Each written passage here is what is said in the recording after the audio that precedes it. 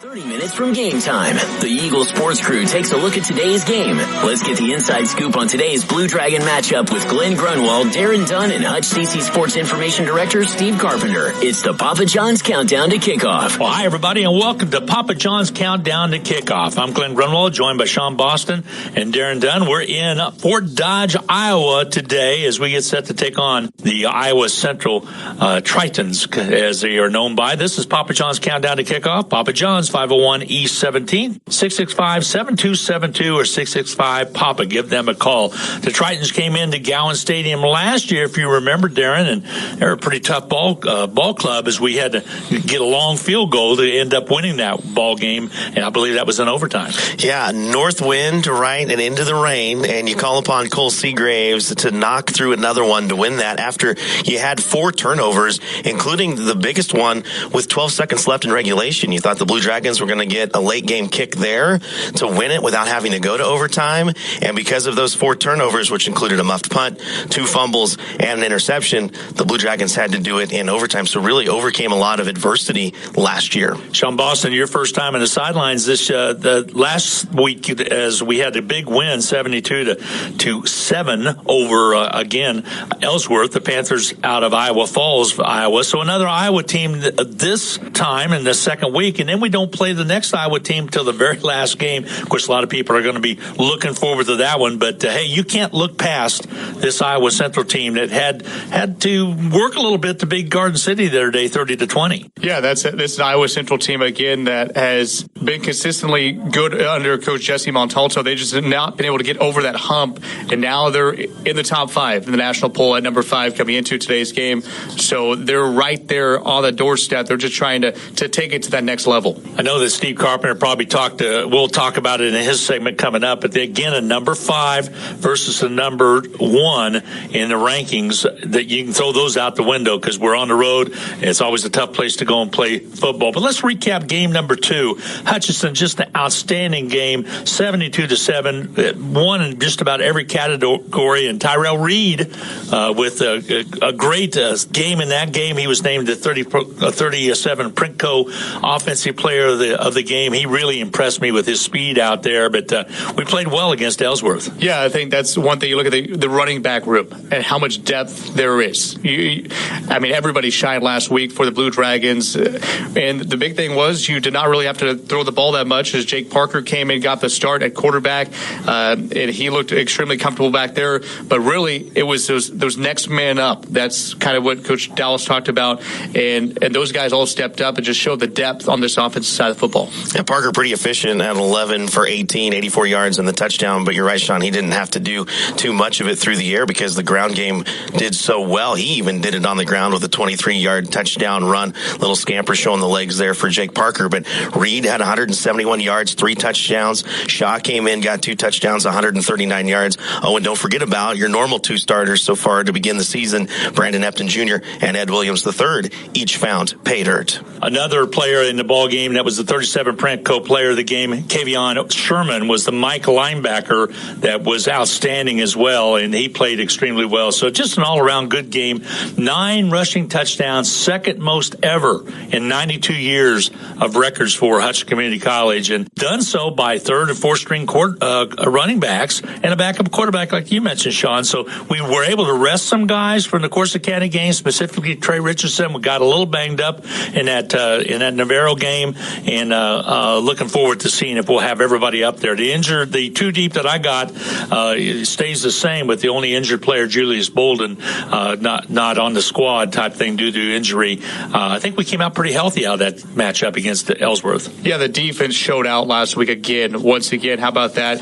You hold Ellsworth 0 of 11 on 3rd down, just 52 yards of total offense. When you look at the rushing attack for Ellsworth, they did not have anything going whatsoever. Negative 53 net yards rushing. Blue Dragons through 2 games, 12 sacks. That is number 1 in the country, 3 more than Georgia Military for second. 52 yards that you mentioned on 50 plays. And at halftime, they were something like negative 6 yards total. So, yes, guys like Kavion Sherman, 7 tackles, a sack, 1.5 tackles for loss, getting it done for this defense that is playing really well. Outside of when you got some of those 3rd and 4th stringers in there, they did give up that one big play that led to the touchdown, that 68-yard pass. that went down to the 1. But you're going to have those things in games. What you want to focus on is what you guys have just been talking about. That second, third, even fourth or fifth man up is a really good player that could probably be starting anywhere in this nation. And the fact that you do this game without Trey Richardson, Samari Collier, and Walter Bob Jr. over there on the defense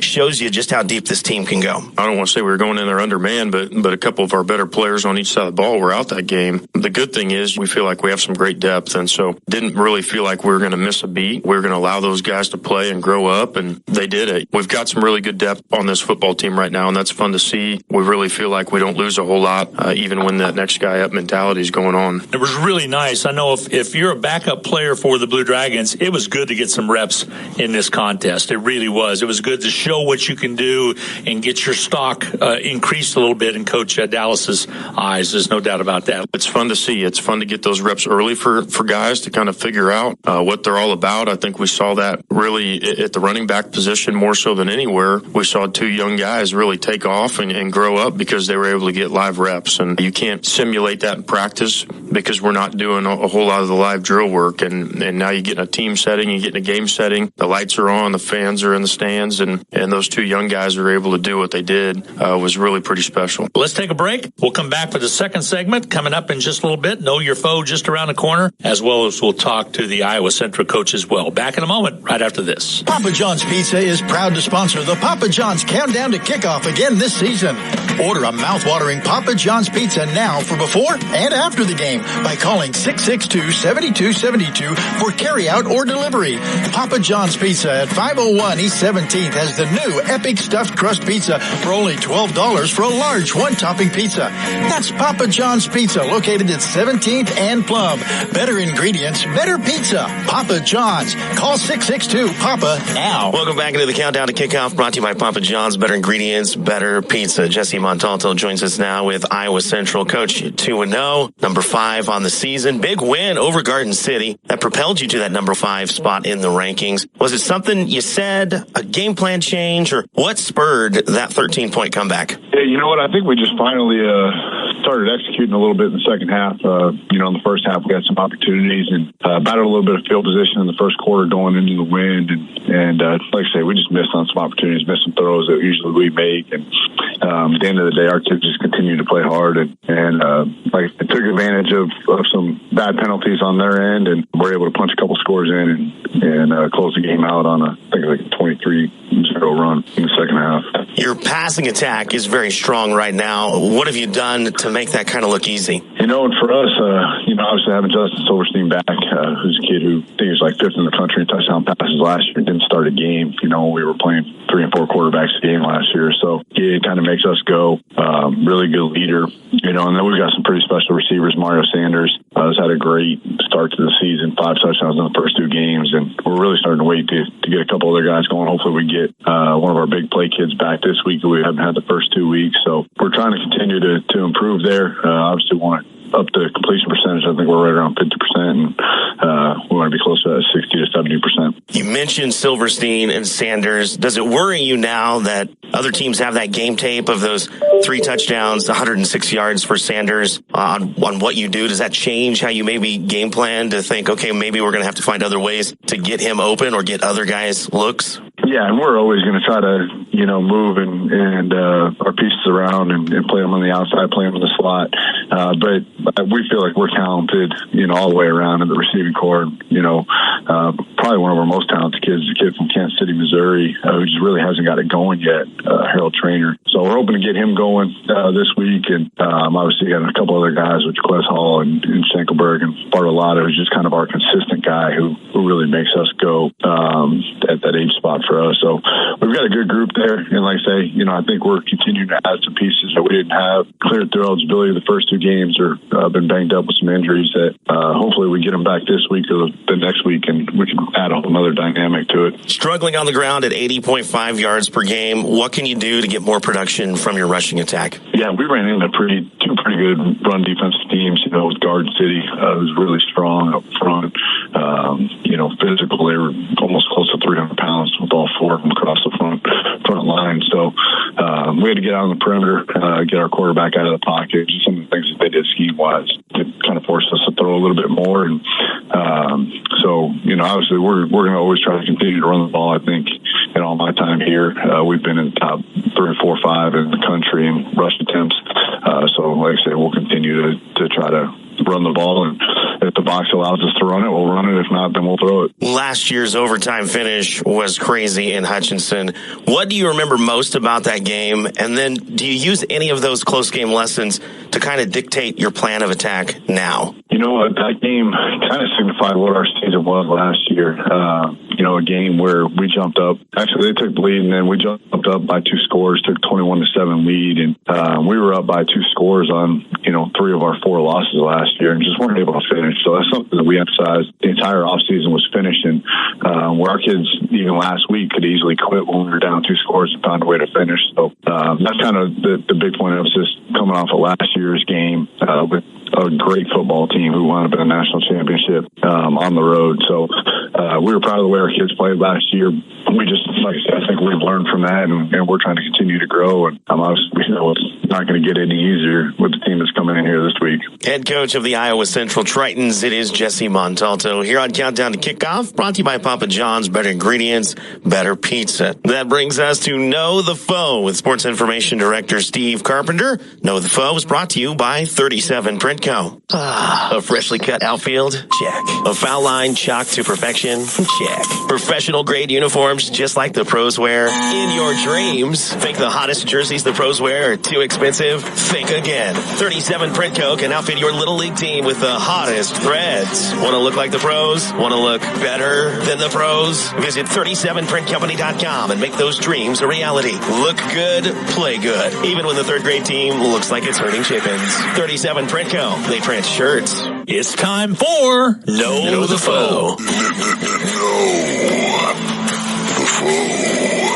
The series between Hutchinson and Iowa Central didn't begin until the 2012 season when the Blue Dragons and Tritons met in the 2012 Salt City Bowl at Gowan Stadium. The game turned out to be one of the more infamous games in Blue Dragon history as receiver Cody Cook took over at quarterback, replacing an injured Luke Barnes in the second quarter. Cook threw for 272 yards in the Salt City Bowl record 5 touchdown passes in a 41-21 Hutchinson victory. Cook was named the game's offensive most valuable player. The remaining 7 games in the series have come in the Jayhawk Conference Iowa Conference Scheduling Alliance that was formed in 2014. The first 4 games of the Scheduling Alliance through 2017 were all Blue Dragons. Hutchinson won those 4 games by a combined score of 162-36. The only Triton victory in the series came in 2018 when Iowa Central came to Gowan Stadium and steamrolled the Blue Dragons to a 54-16 victory. The Blue Dragons returned the favor 1 year later with a 56-0 win at Dodger Stadium in Fort Dodge. After a 2-year hiatus because of the coronavirus pandemic, the series resumed last season in Gowan Stadium, and it was a thriller. The number 2 ranked Blue Dragons averted disaster after committing 4 turnovers in regulation and allowed number 7 Iowa Central to rally from a 14-point deficit in the second quarter. The game went to overtime, and Cole Seagraves kicked a game-winning 39-yard field goal into a strong north wind to claim a 31-28 Blue Dragon victory. The Blue Dragons lead the overall series with Iowa Central 7-1, going 4-1 at Gowan Stadium and 3-0 in Fort Dodge. With last week's victory over Ellsworth, the Blue Dragons are now 14-8 in games played in the Kansas-Iowa Scheduling Alliance. Today's meeting between number 1 Hutchinson and number 5 Iowa Central is just the second time the teams will meet as nationally ranked teams. Last year at Gowan Stadium, it was the other meeting. The Blue Dragons were number 2 and Iowa Central number 7. I'm Hutchinson Community College Sports Information Director Steve Carpenter, and now you know the foe. Know the Foe, brought to you by 37 Print Co. here on the Countdown to Kickoff, brought to you by Papa John's. Better ingredients, better pizza. Stay here, more next. Papa John's Pizza is proud to sponsor the Papa John's Countdown to Kickoff again this season.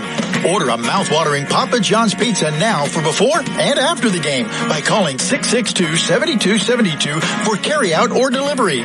Papa John's Pizza at 501 East 17th has the new Epic Stuffed Crust Pizza pizza for only $12 for a large one-topping pizza. That's Papa John's Pizza, located at 17th and Plum. Better ingredients, better pizza. Papa John's. Call 662-PAPA now. Welcome back to Papa John's Countdown to Kickoff. Papa John's, 501 East 17th, 665-7272. Give him a call. Glenn Grunwald along with Sean Boston and our own Darren Dunn. 2-0 on the season is Hutchison, and everybody else in the Kansas Jayhawk Conference, at least, has lost a ball game. So with that Garden City loss, that was their first loss. So Hutch with a little bit of a movement in that direction, but it really doesn't start until next week when you start matching up and got Coffeyville coming to town. What do we know about Iowa Central? I think they could be a pretty good ball team. And again, this game on the road, Sean, it has the ability to be somewhat of a trap game to some extent. Yeah, this Iowa Central team that is much improved. Obviously number 5 in the country right now. They're at home. They're coming off that big win against Garden City last week here at Dodger Stadium. And no, not the Dodger Stadium in Los Angeles, the one here in Fort Dodge. This Iowa Central team, very experienced at quarterback, and Justin Silverstein, when you look at their numbers, he's going to throw the ball a lot. 79 attempts through 2 games, so they're going to like to air it out. And, Coach Dallas said that Silverstein likes to run it as well. So he's kind of your dual threat quarterback. You got to see a little bit of that last year when he played in Gowan Stadium. Now, at that time, he went 9 for 21, 103 yards, and a couple of touchdowns. He was one of 4 quarterbacks to play that day. Today, clear-cut number 1, and he's found his number 1 wide receiver in Mario Sanders. 6 receptions, 106 yards, 3 touchdowns in that last game. Remember, they had to come back 13 points against Garden City. So you're seeing a more polished Justin Silverstein. You're seeing a good wide receiver that he can go to. So I think priority number 1 is to shut down the Silverstein to Sanders connection. They're solid at receiver. They're solid on the O-line. They have a really, really talented quarterback that plays a lot of backyard football at times. He's able to extend plays with his feet. And when he does, that turns into scramble drill, and they got some guys on the edge that can run. And so I think offensively, very, very dangerous opponent. You could see in that Garden City game, they struggled early on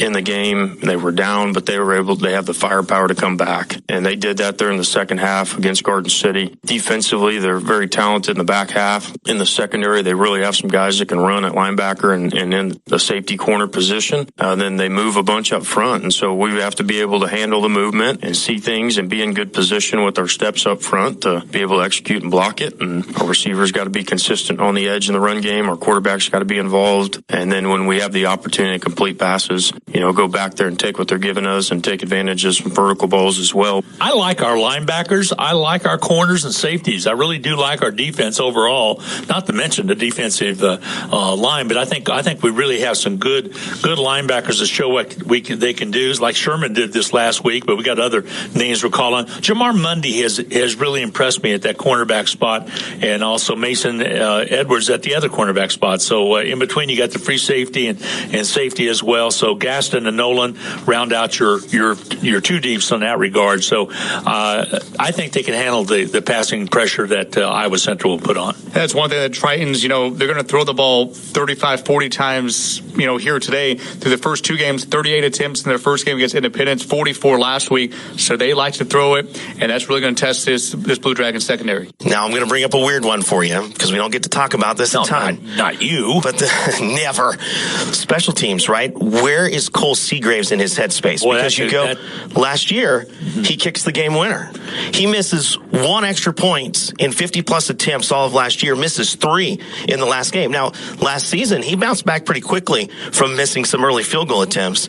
Now, is he able to bounce back quickly from those extra point attempts? If not, it's still next man up, right? Because Nestus Berger showed that he could go 5 for 5 with extra points last week. Yeah, Nestus Berger did, and also Forbes did as well. So you got an option there, but you're right. We were kind of shocked to some extent, and I think it was, again, kickers sometimes get into a head case type of thing. I think he's going to be perfect today. If you want to know the truth, I think that he's really been paying some attention to that and working on that this week. But that is a good question. On the special teams, on place kicking, it was specifically Seagraves, or burger. And usually it's that bold or that makes you wonder. It might come down to pregame. Who's looking better in pregame? Who does not look shaken nor stirred, James Bonds, in that pregame? and we're not bagging on it. Just a matter that it was a rarity. And if I remember right, against Iowa Central, didn't he miss one against Iowa Central before he had that game winner? And it was a longer game winner last year. Am I dreaming of another game? Well, they had to struggle with those conditions. Yeah, and I'll tell you what happened is late in that game, he had to kick a 35-yard extra point. That's right. Because of a Micah Woods touchdown and a little unsportsmanlike conduct. So that was kind of his coming out party where he put everything together and you started relying on the All-American that is Cole Seagraves last year. So I'm with you. I think he is going to bounce back, but you just never know with kickers. Yeah, well, the cream rises to the top, as we say, and I think Cole will be fine. And I did the All-American that you just mentioned. I think he just had a bad game, and he'll shake it off, no doubt. Let's look around the league real quick. As I mentioned, everybody else with 1 losses except for Hutchinson, but big game is going to be Iowa Central at Garden City. And Sean, that's going to be a really big one. That starts at 11 o'clock. Then you turn around, Dodges at Highland and Coffeyville Independence. The Battle of Montgomery County, Coffeyville at Independence and Coffeyville, picked to be number 2 in the Kansas Jayhawk Conference at 0-2 right now. Your thoughts on all those games? I mean, like you mentioned, Iowa Western and Garden City, the big one here, and that just actually got underway just a little bit ago. They had an 11 o'clock kickoff from Bronxbuster Stadium. I think that's going to say a lot about Garden City. You know, they coming off that loss last week here in Fort Dodge. They returned back to home. You have Iowa Western that's still, trying to figure themselves out. So I think this will tell a lot about Garden City and Iowa Western, who comes out on top in that one. And then also, Dodge City. They're coming off that big win against Coffeyville last week. Is Dodge City, they played Iowa Western at 7 points in the first game. They get a big win last week in Coffeyville. Are they for real? Are they, trending up right now? Jayhawk Conference, you never know what's going to happen on any given Saturday. And that's why you play the game, as they say, and a lot of it, to me, comes down to momentum, or at least it's easy to say it comes down to momentum, but sometimes it's not quickly shifting. If you go back to last year's game between Iowa Central and the Blue Dragons, it included a pair of 21-point runs. First one put on by Iowa Central, second one put on by the Blue Dragons to get back in that game. That's going to be the same across this league. That momentum, it could come and go. That's going to wrap up Papa John's countdown to kickoff. Papa John's, 501 East 17th, 665-7272. Give them a call. Sean will be on the sidelines. Darren and I'll be up in the booth as we'll bring all the action to you from Dodger Stadium coming your way in just a little bit. It's Hutchinson versus Iowa Central. Big matchup between the Iowa JUCOs and the Kansas Jayhawk Conference champion, the Hutchinson Blue Dragons. We'll be back with more in the kickoff right after this. This has been the Papa John's Countdown to Kickoff with Glenn Grunwald, Darren Dunn, and HutchCC Sports Information Director Steve Carpenter. Now we know what to expect during today's contest. The kickoff is just ahead. Enjoy today's Blue Dragon contest on Eagle Radio. It's time for Blue Dragon Sports. Blue Dragons on radio are brought to you by First National Bank, The Medicine Shop, Goals Plus, Next Tech Wireless, H&R Block, Elliott Mortuary, Credit Union of America, and these Sportscaster Club members: Wade Patton Insurance, The Summit of Hutchinson, Burning Chiropractic Center, Barclay Plumbing, Phoenix Restoration, Lowen Corporation. Now let's head to the broadcast booth for the exciting action of the Blue Dragons. Here's the broadcast crew on Eagle Radio. Well, hi, everybody, and good morning, and welcome to Fort Dodge, Iowa. Yes, Fort Dodge, Iowa is where we're at, and we're at the home of the Dodgers and also the Tritons. We're at Dodger Field in Fort Dodge. Glenn Grunwald here, along with Darren Dunn. On the sidelines will be Sean Boston, as he'll be doing the sidelines report.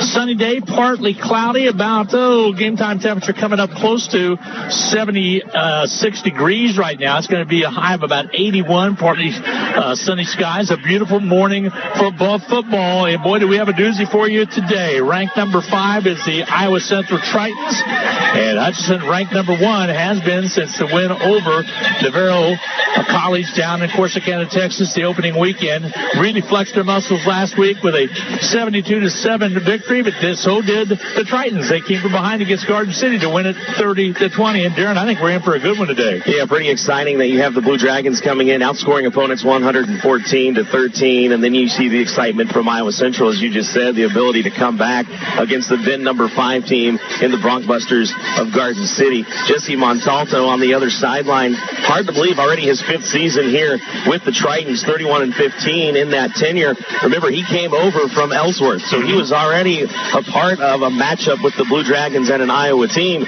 He just switched the Iowa teams that he's been a part of. 10 years overall as a head coach for Jesse Montalto, 53-46 in that time. And he really did a nice job at Ellsworth. Had a couple victories over the Blue Dragons as well, but here is right now the series is at 7-1. Hutchinson leading that series in Hutch, 4-1 in Fort Dodge, Iowa. Hutchinson leads 3-0. And remember, he was a coach when Ellsworth came from behind that big comeback after Hutchinson led 38-0 to lead that comeback. So he's a good coach. He's done a good job. And again, like you said, he's the 5th season here, 31-15. His big nemesis is Iowa Western. He can't quite get over the Reavers. They continue to control the Iowa Community College JUCO ranks up here, winning it just about year in and year out. Yeah, and he kind of talked about that in the pregame. Last year, their big inability was to get over the hump. They had leads in those games, and they lost close games. So that's really where you see teams improve by leaps and bounds, is when they can win those close ones, those one-possession games, those games that come down to maybe a late kick, like this one did last year when Cole Seagraves had to kick it into the wind and rain in overtime. Exactly right. We're going to check in with Sean Boston. He is on the sidelines, and his Sean Boston's reports on the sidelines brought to you by, again, Dr. Corey Ediger. A new location, 517 East 30th, and he is located in Suite G. Last week I was given a wrong address. Apologize for that, Doc. But Sean's down the sidelines. And what's the attitude down the sidelines today, Sean Boston? Well, guys, first off, it feels phenomenal down here on the field. There is the sun shining, but partly cloudy skies. Really no breeze whatsoever. Temperatures right now in the upper 70s, so it feels perfect for a Saturday morning kickoff here in Fort Dodge. But the Blue Dragons are excited for this one. They are been amped up all week long for this one, especially after last Saturday's win over Ellsworth. Blue Dragons have been looking forward to this one, especially when the rankings came out on Monday, and you have a top 5 battle here this morning. Yeah, it's going to be a good one. They're wearing their white uniforms with red numerals, white bottoms, the white helmets, as well as the white jerseys, red numerals. Again, Iowa Central, we dressed out the Tritons in their navy blue or dark blue with darker pants as well.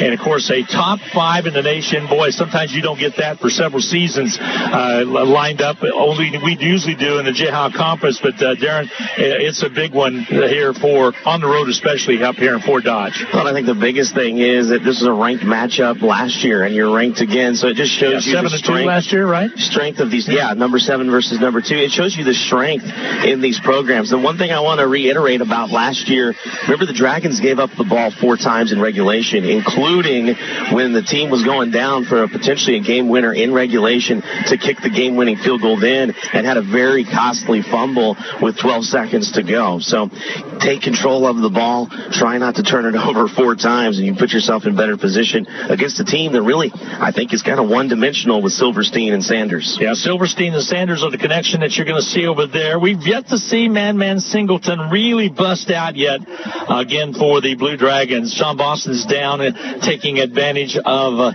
the captain's meeting, and you can hear over the loudspeaker. We'll see who wins the toss as they are tossing the coin as we speak. Again, the Tritons with their white bottoms, blue tops, and blue helmets. Iowa Central. Again, this old ballpark's been here since 1934. And Iowa Central won it. They will defer to the second half. The Blue Dragons will defend the north goal, and they will receive on offense to start things off as we start this ball game today, coming up with a 12 noon kickoff. And Sean talked about hardly any wind. You look at that flag in the north end zone, Darren, it is laying limp as all get out, although we feel like we have a little bit of a breeze up here. It comes and goes. You know, in pregame, the kickers were enjoying a little bit of a boost because there was kind of a steady wind at that time. You guys are right. Now getting ready to kick it off, and it's kind of died down. Has died down a little bit. So glad to have you along. The turf on this field, I thought maybe it was brand new, but the athletic director, who, by the way. Coach Tway is a former head coach here. He indicated it's 2 years old. And, of course, the high school uses this facility as well as the Tritons. We came right by Iowa Central as we came in. Folks, we left about 10:30 last night, drove all the way through, and got in time to enjoy the benefit of some breakfast here at Fort Dodge, and then kind of took a little cat nap in the car. And we decided to set up on the opposite bleachers for today's ball game and have a little bit more room. Their press box is reminiscent of the old Gowan Stadium with the press box on the far side, and they're strapped for room, but we're over on the east side, and we will get set as soon as Iowa Central comes back out and gets set to kick the football away. And there's the tweet of the whistle, and we're about set to get underway. And Sean, the attitude on the sidelines pretty up for the number one Blue Dragon team, number one in the nation. Absolutely, guys, especially when the Blue Dragons get their offense down the field first here today. Look to set the tone here early on. All righty, deep to receive. The Blue Dragons will send a couple guys back. Looks like it's going to be Trey Richardson, who, boy, did he ever shine against Navarro. Had an outstanding ball game. Rested last week. He had tweaked a little bit. Looked like it was a cramp, and just to make sure it wasn't a hammy or anything like that. 268 all-purpose yards, leads the nation in all-purpose yards per game. So here we get set. Triton set to kick it away, and here comes the boot, and it is a high end-over-end kick. It's going to be taken right at the 1 yard line by Richardson, straight up the middle. Now he starts to put his moves on, and he's going to be contact made, and he will get a forward progress to about the 19-yard line before he's buried. Nice coverage by the Tritons, and it'll be Hutchinson's ball, 1st and 10 from about the 19. Javonte Williams not faked out on that one, just kind of stood Richardson up and wouldn't let him go anywhere out of that bear hug. So Hutchinson will break it out. Man Singleton will be wide to the right side. Also out there will be, again, Hutchinson's fine running back in Brandon Efton Jr. And Hutchinson will set up with their own running backs and get set here. Starting today will be Samari Collier. He was held out the game last week as well against Ellsworth. So a lot of rest for a lot of these different players. Samari's back in the shotgun. Again, he is out of DeSoto, Texas. Man of motion, returns straight ahead, running wide open area, and he gets up just short of about the 24-yard line. He'll mark it at the 23, actually. I mean, seen or heard of wide open spaces like that. Man, the Dixie Chicks sang about it. It was a quick opener, and he had big room to run. We'll go over a couple changes, matter of fact, as Chris Kane is starting at that right guard spot. This one over to left guard with Matt Glenn, number 64, leading the charge out there. There's the snap. They want to throw it. Catch is made on our near sidelines at about the 27. It should be close to the first down. Let's double check and see where it's going to be. It's Tristan Smith on the catch, and he's a sure-handed wide receiver. Did a nice job there. He just has such great size. Had that breakout game last year against Dodge City at 6'5", 200. He's a big target. He'd be one of those secondary, tertiary guys that if he gets it going, this wide receiving core going to be very well-rounded. 3rd and 1's the call right now, just short of the first down by about a yard. Collier, the quarterback, sends a man in motion. That's Man Singleton. The give to the running back through and trying to get it up there. I think that's Epstein. And he carries forward, and that is Brandon Epton Jr. out of Dallas, Texas. Gets the first down. Young man's out of Kimball High School out of Dallas. Guys, that last play that actually marks as a first down. It took forever to make that change, but that was actually a first down. Yeah, they had the chains over here showing 3rd down and 1 for a long time, so thank you very much for the information. There's the throw. Right side catch is made on the far side, and trying to turn it up for more. Driving to the 45. Man Singleton. Man making people miss, and if he doesn't lose his feet and have to dive down, he's going to take that one. Singleton, a transfer out of Akron. He comes in. He's out of Clewiston, Florida, Clewiston High School. Sophomore transfer out of Akron. 5'7", 160, and he has speed to burn. Give little or no gain straight up the field. Let's see where they mark the football. They'll mark it at about the 46. So pick up of 1. Once again, it's Colvin Miller, that linebacker for the Tritons, leading tackler on this team, coming in with 13-plus tackles on the year. Tritons going and showing a little blitz over there on the left side. Going with a 4-man front. They want to throw it. Hutch throws it. Floats one way out of bounds. Incomplete. He just threw that one away. Might have sailed on him a little bit. He's just set with one of the wide receivers, and it brings up a key 3rd down call now. 3rd down and 9. So 3rd and 9 for the Collier-led Blue Dragons. First drive of the game. Tritons yet to touch the football. They won the toss, so they elected to kick off. Now a key 3rd down play. Ball at the 46. Dragons 52% on 3rd down so far this season. Got Beeson on our near side. They got trips to the left, by the way, and a wide out to the right side. Man in motion. Stepping up is Collier. He finds some room, and he has the first down and more. All the way into Triton territory. They'll down him finally out about the 35-yard line. And Collier, that's one thing he gives the Blue Dragons that they didn't have last year, is the ability with legs to run. Yeah, just a designed quarterback run, and what you got to like about it is without him last week, Jake Parker kind of showed he could do the same thing. And for all those starters like Trey Richardson and on the defense, Walter Bob Jr., for those guys to sit out, there's more depth behind them, guys that are very capable. Man in the slot on that left side. They'll send a man in motion now. We have some movement. Flag on the play. Let's see what might have transpired. I don't know if we have a false start or exactly what we do have. And they're going to mark it against Hutchison. So evidently either a false start or an offsides. Offsides is the call. Number 8, defense. Oh, it's going to be against the Tritons. The official, Darren, was pointing to the north. I thought that's where he's going to walk it off from, but it's against Tritons. It'll move it to the 31, so that brings up a big 1st down and 5.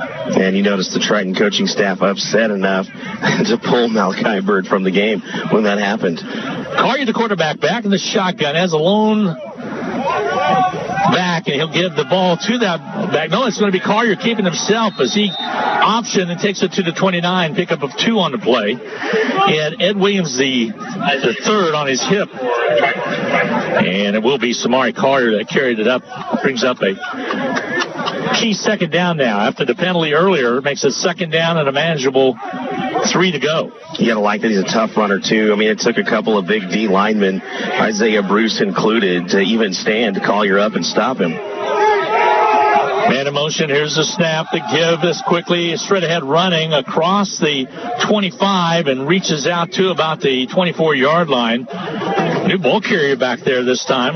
Just activated this week, Wayman Jordan Jr. Wayman Jordan Jr. getting a little action quickly. Where's number 33?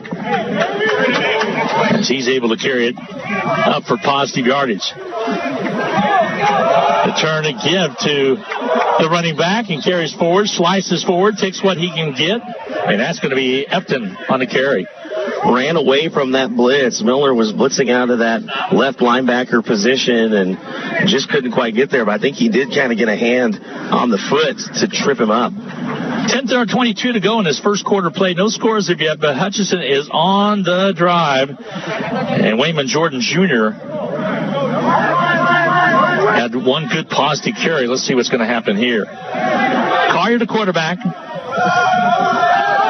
wants to throw it on 2nd down and long. Across the middle, over the outstretched hands of a defensive back. It'll be incomplete.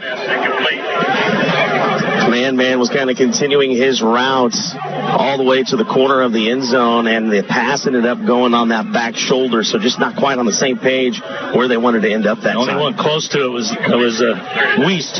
Ends up a 3rd down and 9. Another key 3rd down play. Hutchison was able to convert earlier on 3rd down and 9, and here Collier will call out the signals again.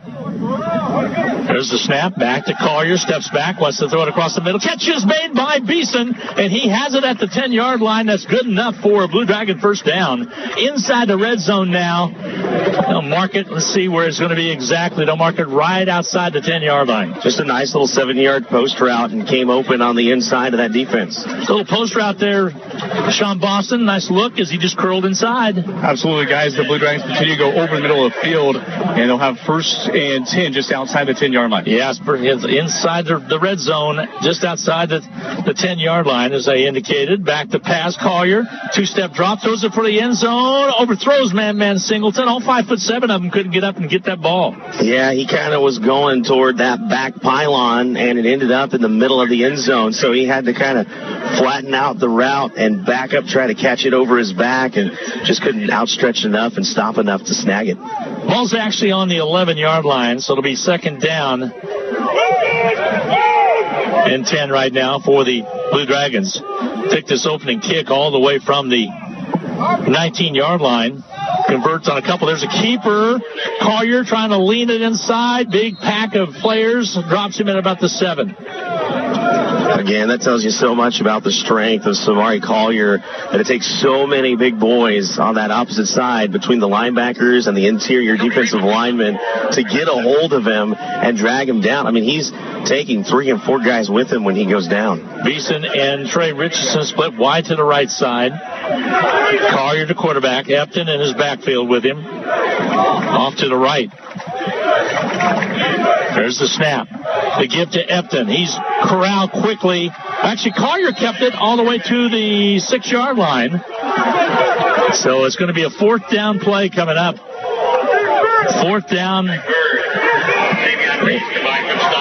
in about 6. He's being very sneaky with those fakes as Cole Seagraves will come out for a short kick.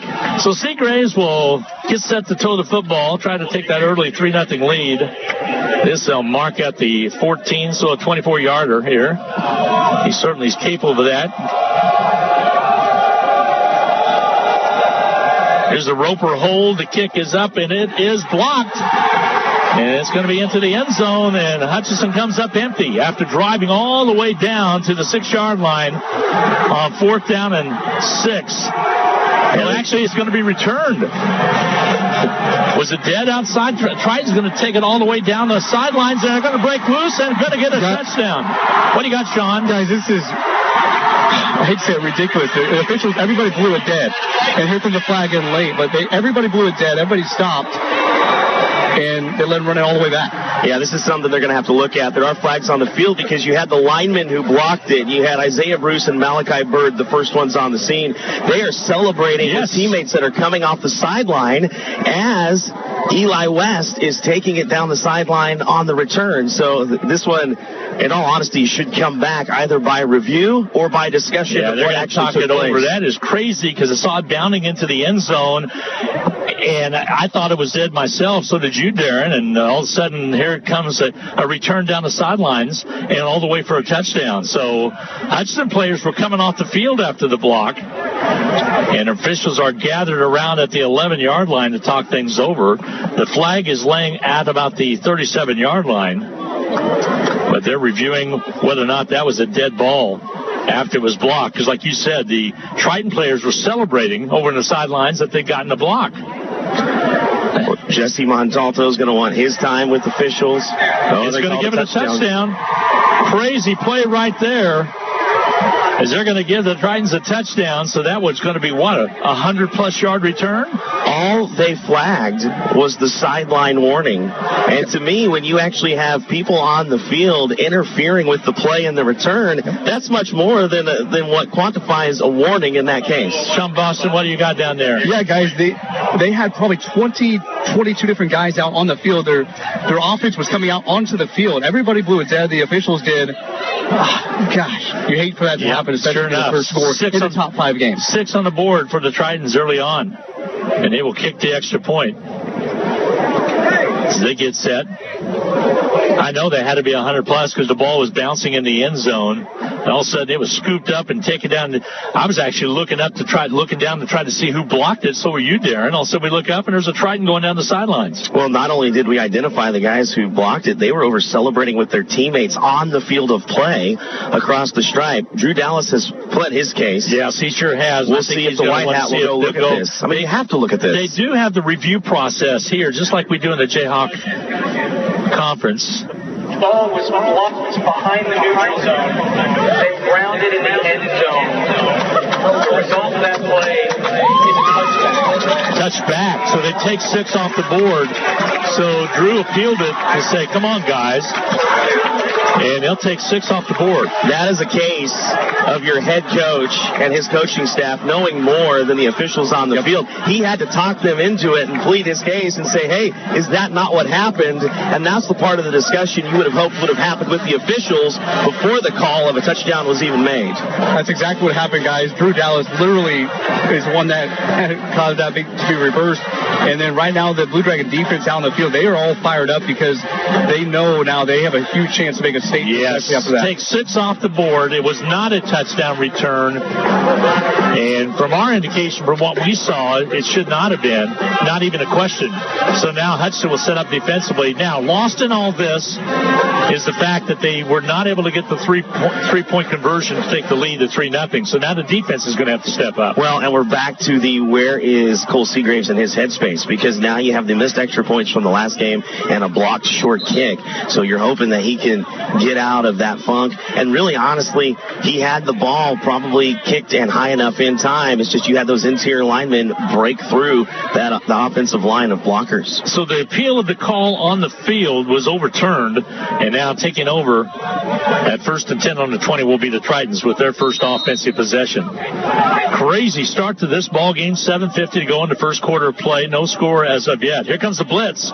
They'll throw it on the outside. Catch is made over there by Sanders. He gets by one defender and is finally dragged out of bounds at about the 48-yard line of Hutchinson. That's just a quick pitch and catch to get those guys on the same page early, to get them warmed up. We already know that's the biggest connection that the Tritons bring into this game. Great play call by Jesse Montalto and his staff to get the ball out there early to Sanders. Young man's out of Minneapolis, Minnesota, redshirt freshman. And we're about 176 miles from Minneapolis. Only about a 3-hour drive. Stepping up in the pocket is going to be Silverstein. He'll take it and slide to a stop. His positive yards on the quarterback keeper to about the 44-yard line. Let's see where they mark it. 46 is where they're going to say it's going to stop. So the Tritons moving the ball by way of air, and air by way of the quarterback keeper. And he shows you why he's not only this team's leading passer, but also leading rusher at that quarterback spot. Back in the shotgun, gets the snap, heads it off to the running back through, and positive yardage there. Should pick close to the first down. Spencer's in. Long carry of 10 on the season coming into this one. Only averaging 1.3 yards per carry, but had plenty of space there. Good size, 6'1", 232 sophomore to Epworth, Iowa. It'll be a first down for the Tritons. They're driving right down the field. Blue Dragon defense being tested. Ball's on the 40-yard line. Is that a loose ball? I believe it is. Hutchinson dives for it and gets it, and I think it's going to be a Blue Dragon football. Let's double check it. That is definitely behind the line. That's a lateral and a fumble, you guys, because he doesn't get on it. This should be Blue Dragon football no matter what. Recovered by Ormond Wallace. Ball was in front, and like you said, yes, it is. It was a lateral, and Hutch gets the turnover and comes up with it, and the Hutch offense returns to the field. So being a former official, the first thing I look for is that linesman punching it back, showing you that it is behind the line. I couldn't find him in the confusion of players, but what I do know is that when Silverstein turned to pass it to Zinn, it was indeed a lateral because it went a full yard behind where he released it. And I looked while Zinn was reacting, and I think he knew it was a lateral because he was trying to get to the football rather than just give up on the pass and call it an incomplete pass. So 1st and 10 for the Blue Dragons. They're going to appeal. They're going to review this and going to go over to the Blue 10 on the sidelines and see. And they'll get a good look at this one. Well, keep in mind what the ruling on the field is. And a lot of times, whether you like it or not, given the camera setup in a lot of these stadiums, you're not going to get a much better view than what you already had on the field. So it really, again, it has to be very decisive and conclusive for them to change anything here. And really, where we're sitting up here and high, we had the perfect view of that thing. It was backward. 6:21 to go in the first quarter play. No scores, yet we've had a lot of action, though, as we had what looked to be a block punt return for a touchdown that was overruled, and then now we have a fumble that possibly might be overruled. We'll see what the officials see over the 10 when they review this. This was put in last year, actually, by the Jayhawk Conference, and Drew Dallas, along with, again, Josh Goose, the AD at Hutch Community College, were instrumental in getting this put in, and now other conferences are picking up the review process as well. And actually, this company is right out of Nebraska. Blue Dragons stopped at Memorial Stadium yesterday to work out on their trip up here. Got in about 7 o'clock last night into Fort Dodge. Fort Dodge, by the way, a town of about 24,000, just kind of setting to the western 1/3 of Iowa. Like I said, 176 miles from Minneapolis, Minnesota. And you kind of come up I-35, or you could come through Omaha, as the team did, and work your way through some back roads. So ruling on the field, it was backwards pass confirmed. Yeah, they confirmed the backwards pass, and Darren, you had a good look at that. Like you said, you couldn't find the indication, but it was a good look, and I was watching how Zen reacted to it, and you were right on your assessment. Well, they always tell you to get to a spot and officiate. Now, we're not necessarily moving from up here, but what we have was the perfect spot for that play, the perfect position to see that it was backward. And hopefully for these officials, as they get adjudicated, you see, for his sake, that linesman actually punching it back. And as the white hat, that would be the first thing in the review you'd be looking for. Hutchinson football. Collier has it. Looks like a broken play. Play action. Wants to go long. Has a receiver out there. He's going to throw it down, and it will be incomplete. Just about picked off. As coming up, trying to get to the football underneath. That was Tyrell Reed out of his backfield position, who was the National Offensive Player of the Week this week. Trying to come back on the ball a little bit, but a good play by the defensive back there. Yeah, Steven Sawan, 5'11", 189 sophomore in that corner spot. Really should have had the interception. That's one he will want back. So Collier faces now a 2nd down and 10 for the Blue Dragons. Long snap count. 6:13 to go. There's a throw, incomplete pass. It brings up a 3rd down and 10. How about Branson Peters out of that linebacker spot? He cut underneath that one, just barely got some fingertips on it. He had another near interception now on back-to-back plays. His 2nd breakup of the season. Takes quite a bit to be ranked in the top 5, and Triton's showing their flexing their muscles on defense with 6:10 to go in the first quarter play. No score as of yet. It is not giving much to Hutchinson. Blue Dragons drove it all the way down to the 6-yard line before attempting the field goal that was blocked. Man Singleton in motion. Here back to passes. Collier steps up, wants to throw it away. He'll keep it at the 50 inside of Triton territory. Just short of the first down by just a little bit. Picked up about 9. It'll be 4th down. Interesting spot, but Coach Dallas not going to chance it. He sends out the punter. He will send out Stephon Forbes. Stephon Forbes out of Tulsa, Oklahoma. Tulsa Union High School will punt the football away.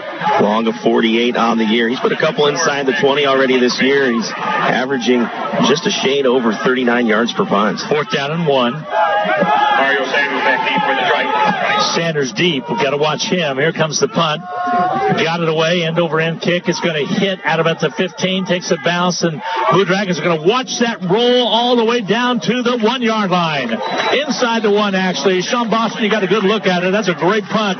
Good coverage down there by the Gunners to drop it down at about the 1-foot line. Absolutely. You talk about pinning your opponent deep. That's about as deep as you can pin them inside their own 1-yard line. And now the Blue Dragon defense gets a chance, really, with Iowa Central literally their back against the wall. 5:19 to go in this first quarter play. No scores as yet. Make that 3 inside the 20 for Stephon Forbes on the season. Well, I tell you what, that knows the football is just splitting the 1-yard line and the goal line.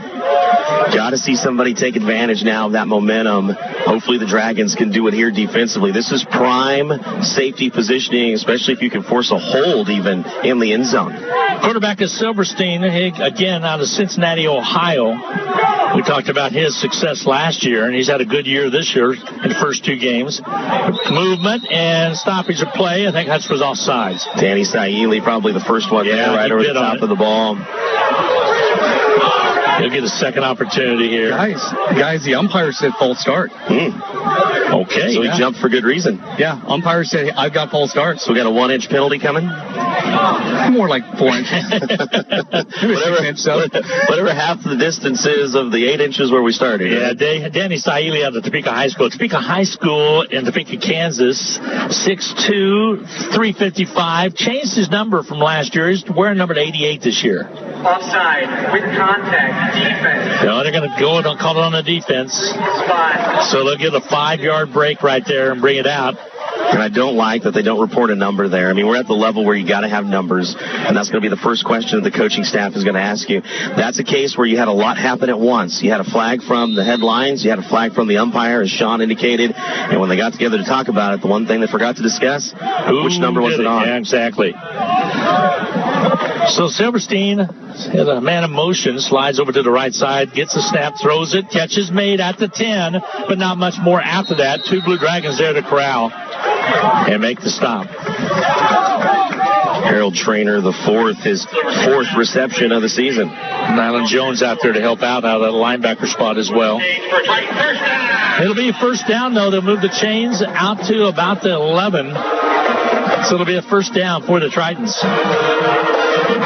A little bit of room now for Iowa Central. Silverstein, a quarterback. Again, sends the same man in motion, gets the snap, wants to throw it to the left side. Catch is made, and stop is made as well. They like those little quick passes. This time it's Jaquez Hall with his 4th reception of the season. Hall's out of Iowa City, Iowa. Picked up some positive yards, about an 8-yard pickup, brings up a second down and about 4, they're going to say, so about a 6-yard pickup.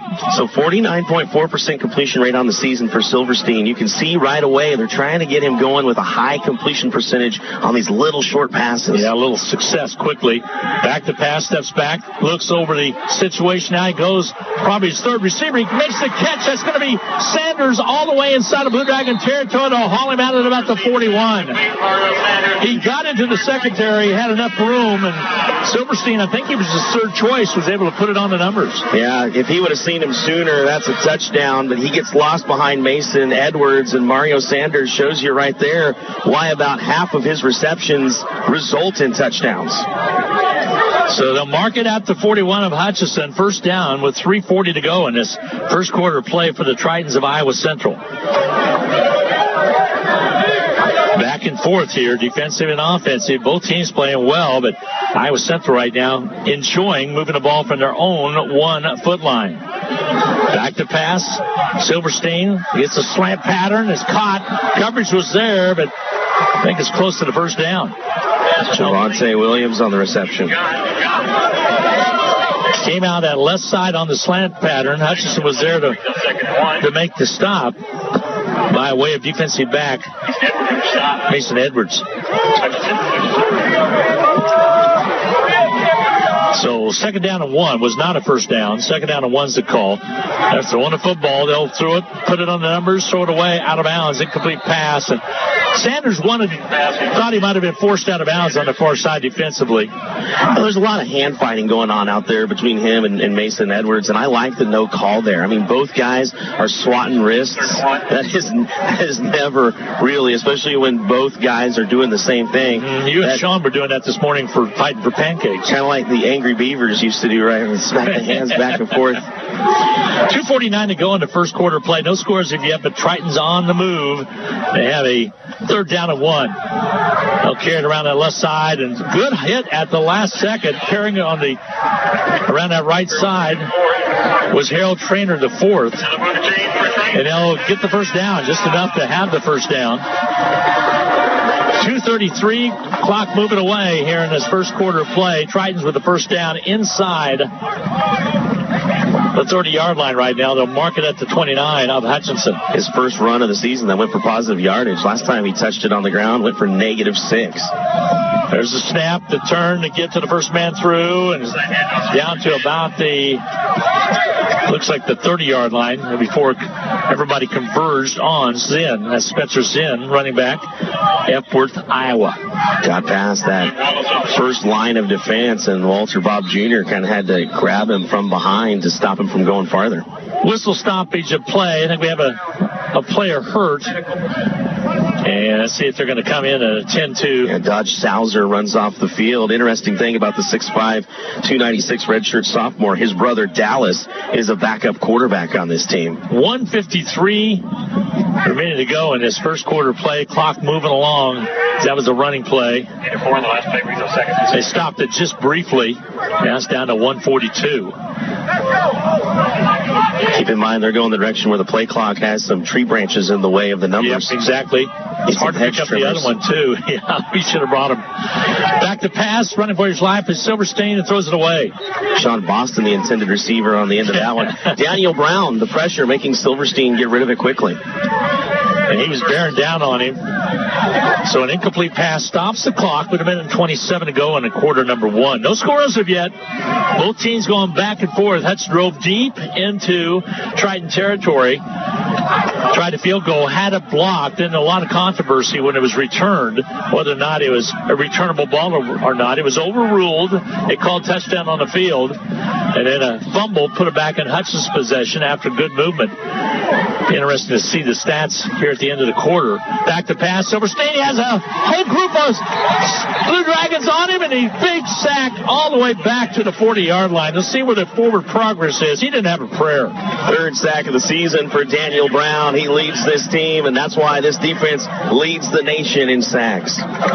So it would probably take them out of field goal range, maybe. We'll double check. It looks like they're going to punt the football away, Darren, with a minute to go in his first quarter. Hudson defense stepped up in a big way right there, as Hutchinson was able to put pressure on, and Daniel Brown, sophomore out of Kansas City, made the stop. And he kind of foreshadowed what he was going to do that next play, didn't he? He rushed the quarterback the first time, then ends up with his third sack of the season and his 4.5 tackle for loss. So set to punt the football away. Hutch will have Roper setting up at his own 10. Here comes the kick. He just kind of pooches it down. Backward spin on the ball. It's going to take an Iowa Central bounce, and there it's going to be right at the 1-yard line as well. So same thing that Hutchinson did. It pins Hutch way back deep at about the 1-foot line. And Sean, you got a better look at than I do. Is that right at the 1-yard line? Yeah, guys, actually going to be just inside, basically about the same spot. They're going to see if the ball crossed the plane. And I think it did. Again, it's hard to see. But where were his heels? His heels looked like they were on the goal line. Looked like they were on the line. Yeah, they're going to say it's down at the 1-inch line is what they indicate. So Hutch in the shadows of their own end zone have to be careful here. 22 seconds left in the first quarter, but still the position will remain the same when we go to the second quarter. Collier with it. Sends a man in motion. Let's see if he's going to throw it or not. Blitzed too soon. Yeah, somebody blitzed on the outside. And he's actually your punter, the one that put him down here in good position. And then Colvin Miller is going to allow the Dragons to walk off 5. Oh, they call it on the Blue Dragons. Half the distance, which will be about, what, a half an inch? Yeah, they got Tristan Smith on the wide receiver slot. I didn't see him over there. I was looking at the linebacker on our near side. So another first down with 22 seconds remaining. 1st and 10 for Hutch. A little bit farther back, but not much. Turn to give, trying to get out of the end zone. It's going to be a safety. Tritons tripped him up in the back in the end zone as Epton could not get unfold to get out of it. And all of a sudden, the Tritons take a 2-0 lead. Yeah, Colvin Miller showed both plays what he was going to do to come off of that edge on the defense. And this team's leading tackler for the Tritons makes really what is ultimately the first big play of this game. We've had a lot of big plays that didn't lead to points. We finally have one that leads to at least a couple. Safety against Hutchinson, so that punt marked it at the 1, and then you had the penalty, the one against Hutch for offsides, and he was caught a full yard and a half in the end zone. Yeah, guys, just did not hit the hole hard. That's one thing right there. Was kind of dancing around back there, waiting for a hole to break open. You just got to, at that point, you're in your own end zone.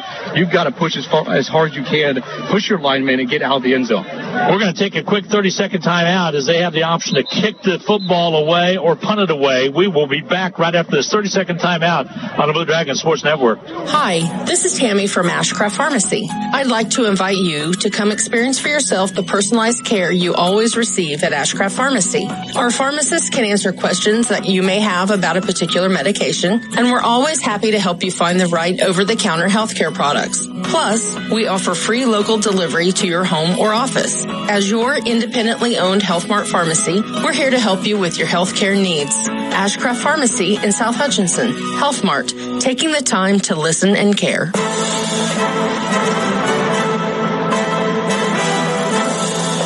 Hutch will get set to kick off here as Hutchinson has the option, and they will put it on the tee and kick it from the 20. So the Tritons are going to get the football back. 18 seconds to go in this first quarter of play. Here's an end-over-end kick. It's going to be taken by the back at about the 25-yard line. Turn to the left side, room to run, trying to still on his feet, and finally dropped at about the 43-yard line. Nifty return for the Tritons as the clock stops with 10 seconds left to go in the quarter. Yeah, Sanders is kind of their Trey Richardson. He does it all and almost found himself a path, but right as he got to that alley, taken down quickly by the Blue Dragons. So the Blue Dragons will go back on defense again out there. Tritons with a 2-0 lead. What a rare number right there, as Hutchinson was not able to get out of the end zone on a running play. And 1st and 10 now. They'll mark it at the 44. Iowa Central's 44. Guess it's fitting to have a baseball score. Yeah, just about in Dodger Stadium. Exactly. Sean pointed out, right? Man in motion. Here's the snap. Silverstein back, gets his receiver, catches him inside the Blue Dragons 45, and he falls forward to about the 43-yard line. It's Michael Barlotta with the reception. And that's your quarter. And the 1 quarter of play, 2-0. Iowa Central, number 5 in the nation, over the number 1 team in the nation, the Blue Dragons of Hutchinson. Back in 1 minute on the Blue Dragons Sports Network. Hello, this is Tom Elliott of Elliott Mortuary, and again this year we are pleased to help sponsor HCC Blue Dragon Sports. We encourage you to support all the Blue Dragon games, both home and away, with your attendance, but if not, we hope you enjoy listening to the game here on KWBW and Country 102.9. Elliott Mortuary and Crematory, a proud sponsor of Hutchinson Community College, and honored to have served the families of Hutchinson and Reno County since 1935. Your life is busy. Are you ready to open a new account? Apply for a loan? Check your balances. Make a transfer? Deposit a check? Pay bills? With electronic banking from The First, you can take care of all your many banking needs from the comfort of your home or office. Anytime, anywhere, 24/7. Visit fnbhutch.bank to get started. First National Bank of Hutchinson. Member FDIC, Equal Housing Lender.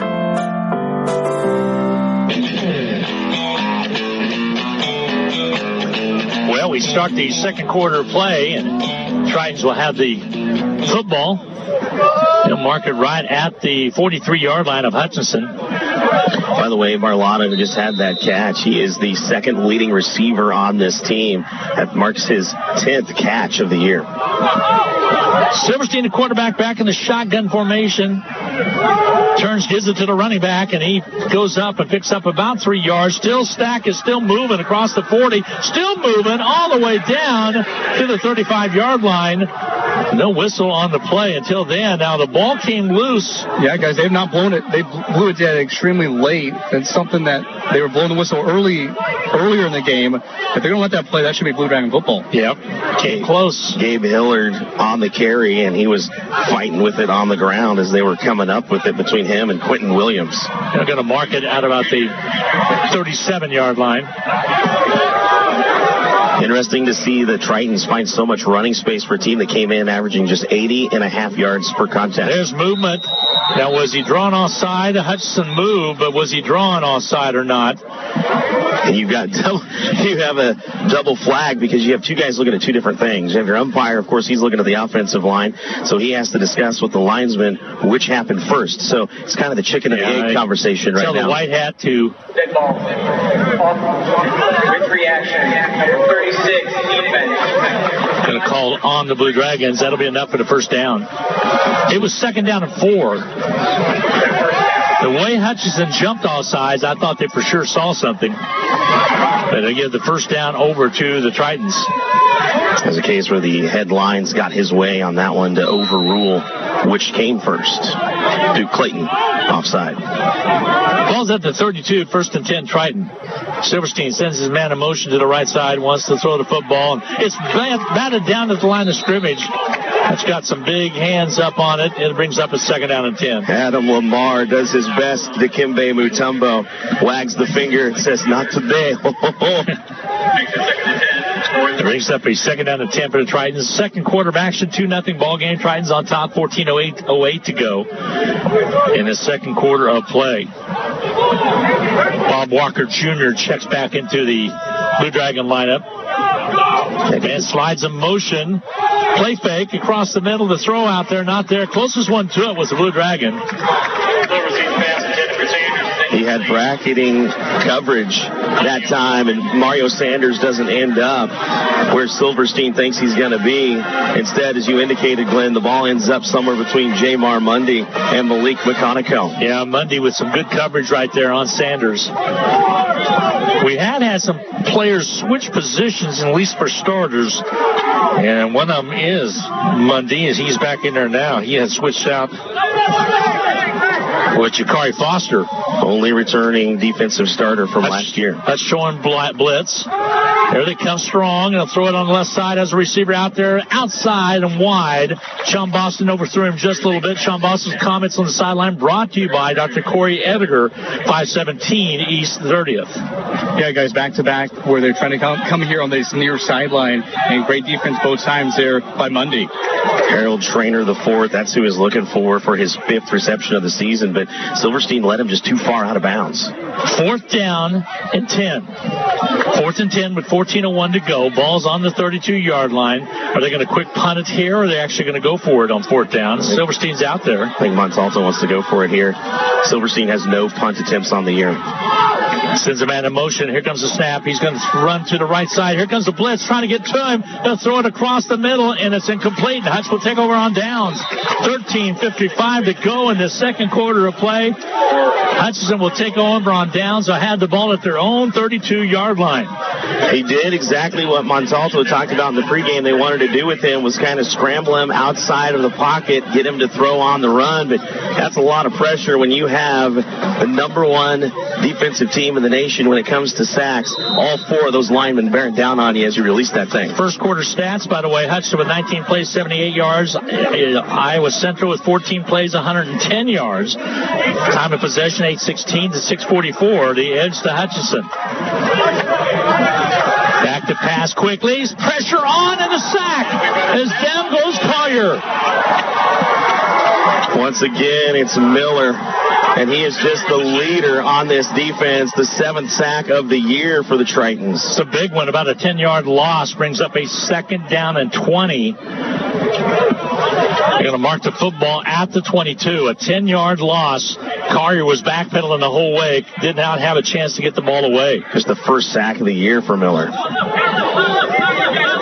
Collier looks at that 3-man front, now wants to throw it. Quick opener, catch made at about the 30. Dips and dives and takes it all the way back to about the 33-yard line. That's going to be Madman Singleton on the catch. Former Akron Zip. And that's one thing you can see both teams are trying to do with these little dink and dunks, is get their playmakers in space and see if they can make a man or two miss. 3rd and 9 is going to be the call. Hutchinson will substitute the swing wideouts left and right. Man will be in the slot on that left side. That's Singleton. Collier holds up, checks off, and looks to the side. He has Beeson on the right wing, on the right side. And a lone setback. Coming up and wants to throw it. He's looking at Singleton. Catch is incomplete. At the 40. Would have been a good enough. Well, it still would have been short for the 1st down. So it will be 4th down and 4th down and 9. Well, I'll tell you what Coach Drew Dallas doesn't like is the fact that Daryl Matcham is just draped all over his wide receiver on that reception attempt.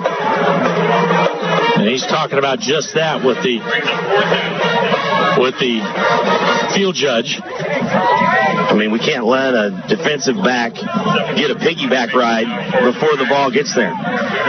Punting away will be Hutchinson with 12:29 to go in the second quarter. Iowa Central leads at 2-0. A baseball score for you here. There's a nice kick. It's going to hit at about the 20, take the Blue Dragon bounce all the way down, rolling to the 10-yard line and be down there. So a great punt.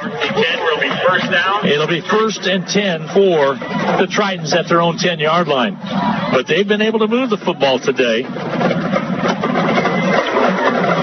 2-0 ball game. Tritons with the lead. They got that safety right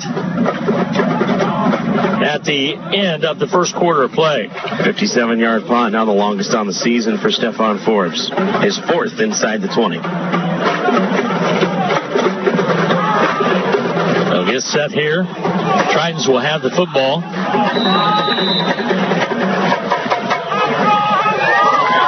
Taking their time. Collier with 33 yards gained in that first quarter play. There's a play action, gives it off to the first man through. I thought he was going to keep it for a second, but he does not. Let's see what the gain on the play was. No gain, maybe a yard.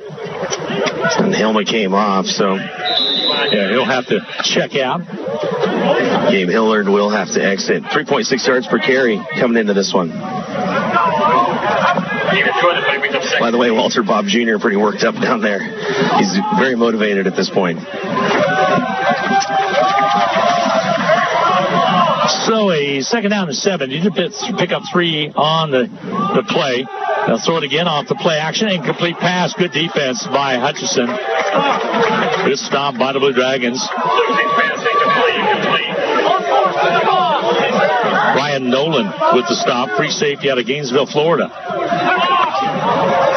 So 11:44 to go in the second quarter of play. 2-0 ball game. Yes, it sounds like a baseball score, but it is not. A safety for Iowa Central. And now the Tritons facing a 3rd down and 8. Big play coming up here. See if Hutch brings the blitz. They do not, but they're going to scramble on him, put some pressure in the end zone, trying to get it away. They'll run it out, and then finally at the last second throws it out of, and is intercepted on the far side, but out of bounds. That's a heck of a play. Ormond Wallace had a shot at it. It almost looked like the rookie Branch the other night for the Lions, trying to make a play kind of behind his head, but he also was going to have to straddle that sideline. It was thrown just enough out of bounds by Silver State. Tried to make an exceptional play and come down in bounds, was not able to. They'll punt the football away on a 4th down and 8 call. It's going to be at the 12 is where they'll punt the football from. Let's see if Roper can get returned or not. 4th down and 8. 11:35 to go in the second quarter. 2-0 ball game. Tritons with the lead. Punting from the middle part of the end zone.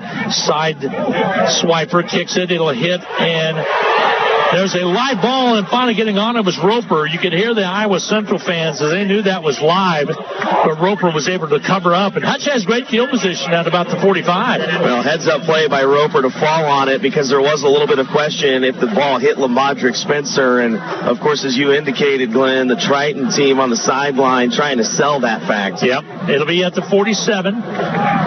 Let's go down to Sean Boston. He's sponsored by... Guys, the defense has done a great job here the last couple of drives. The offense, this is going to be their best field position to start a drive in quite some time. So let's see if they can capitalize here. Yeah, no doubt about that. Corey Edgar sponsoring Sean on the sideline. Again, 517 East, 30th.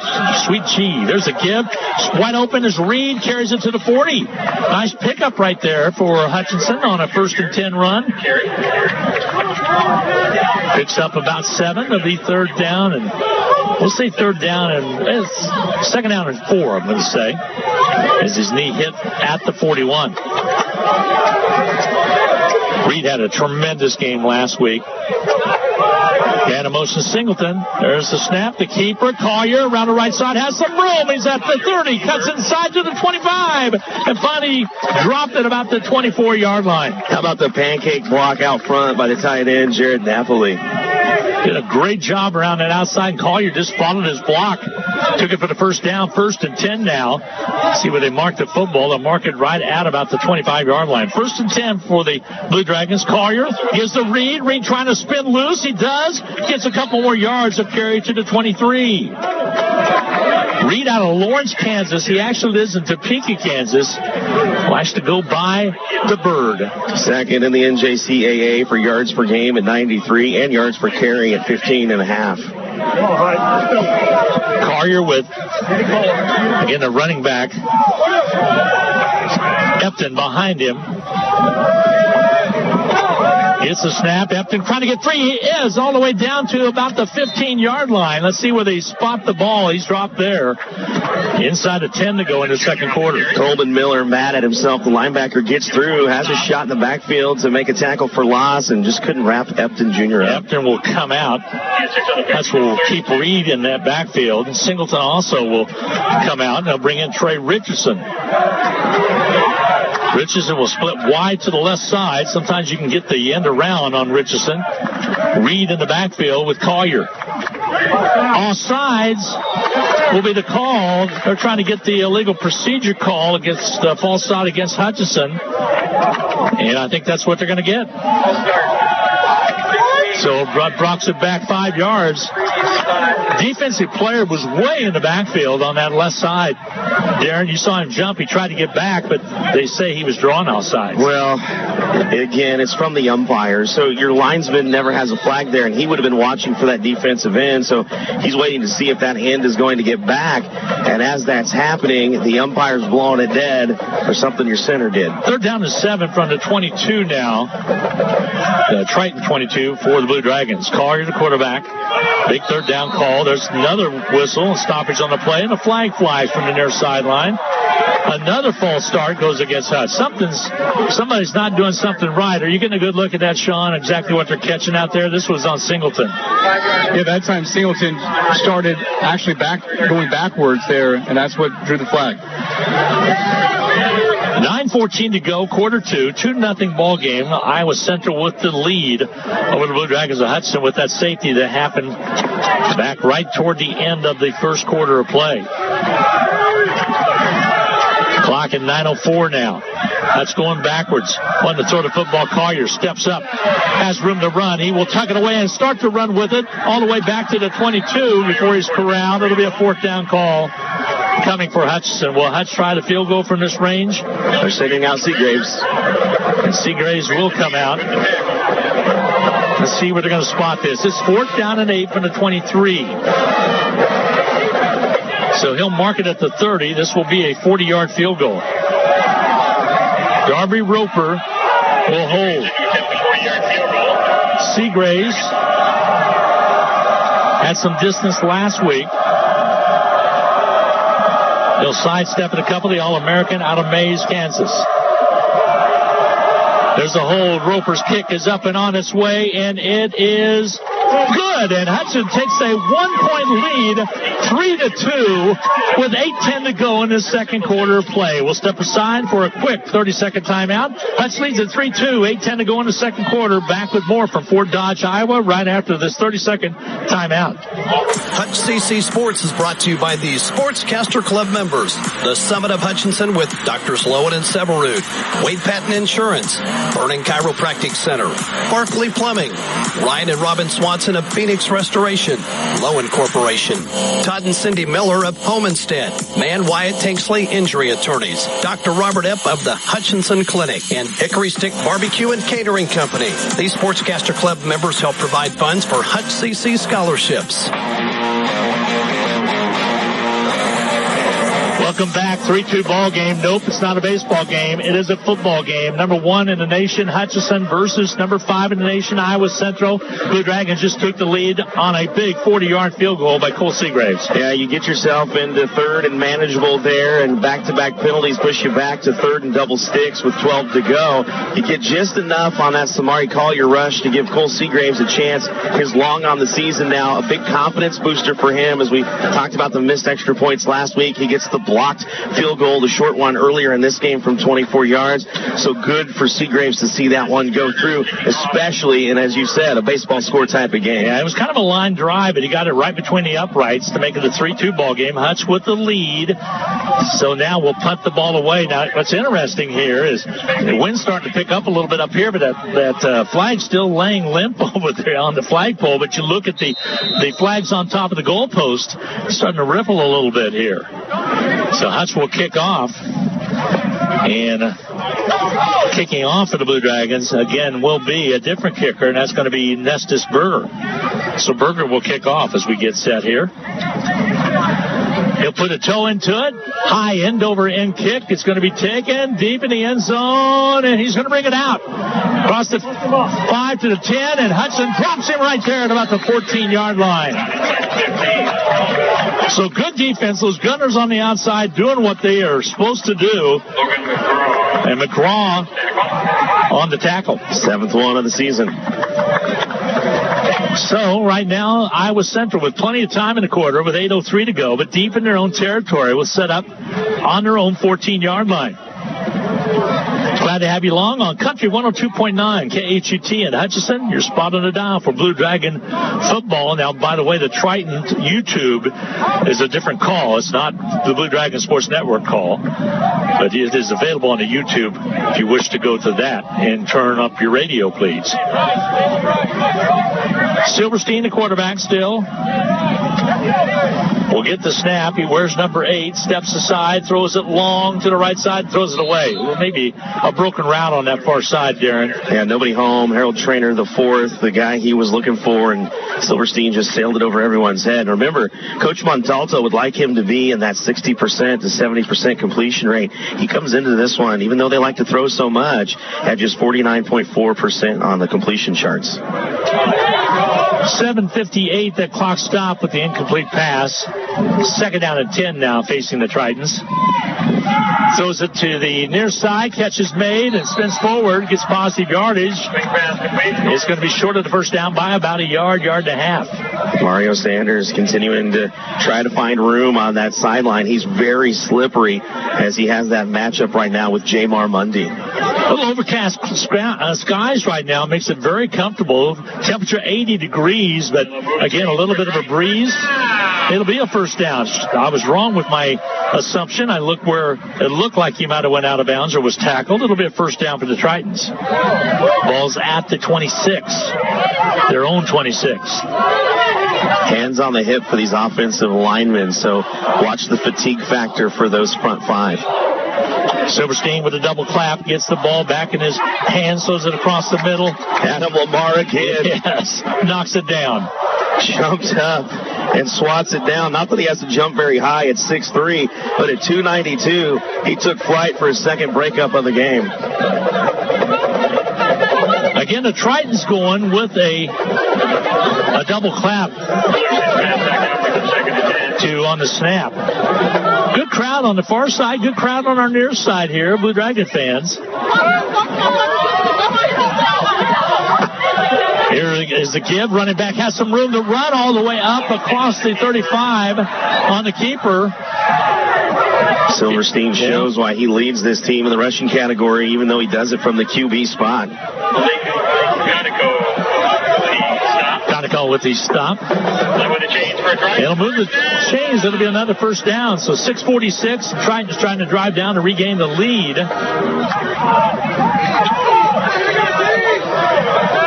They'll split wideouts to the right side. They have trips on the right. Silverstein will be alone in the backfield.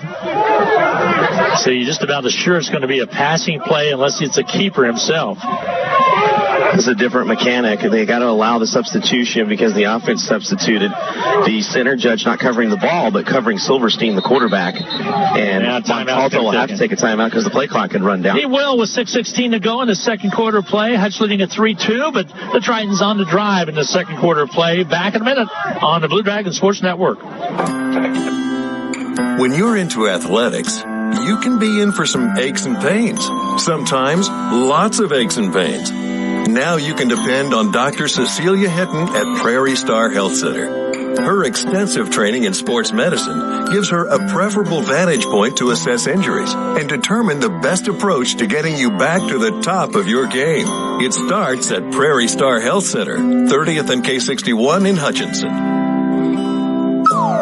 The medicine shop. When you drop your prescriptions off, the personal care you'll find there will make you feel all better. The meds you need, delivered with speed, the lowest prices guaranteed. Get your prescriptions with no hassle at 14th and Main at the Little White Castle. You'll feel all better at the medicine shop.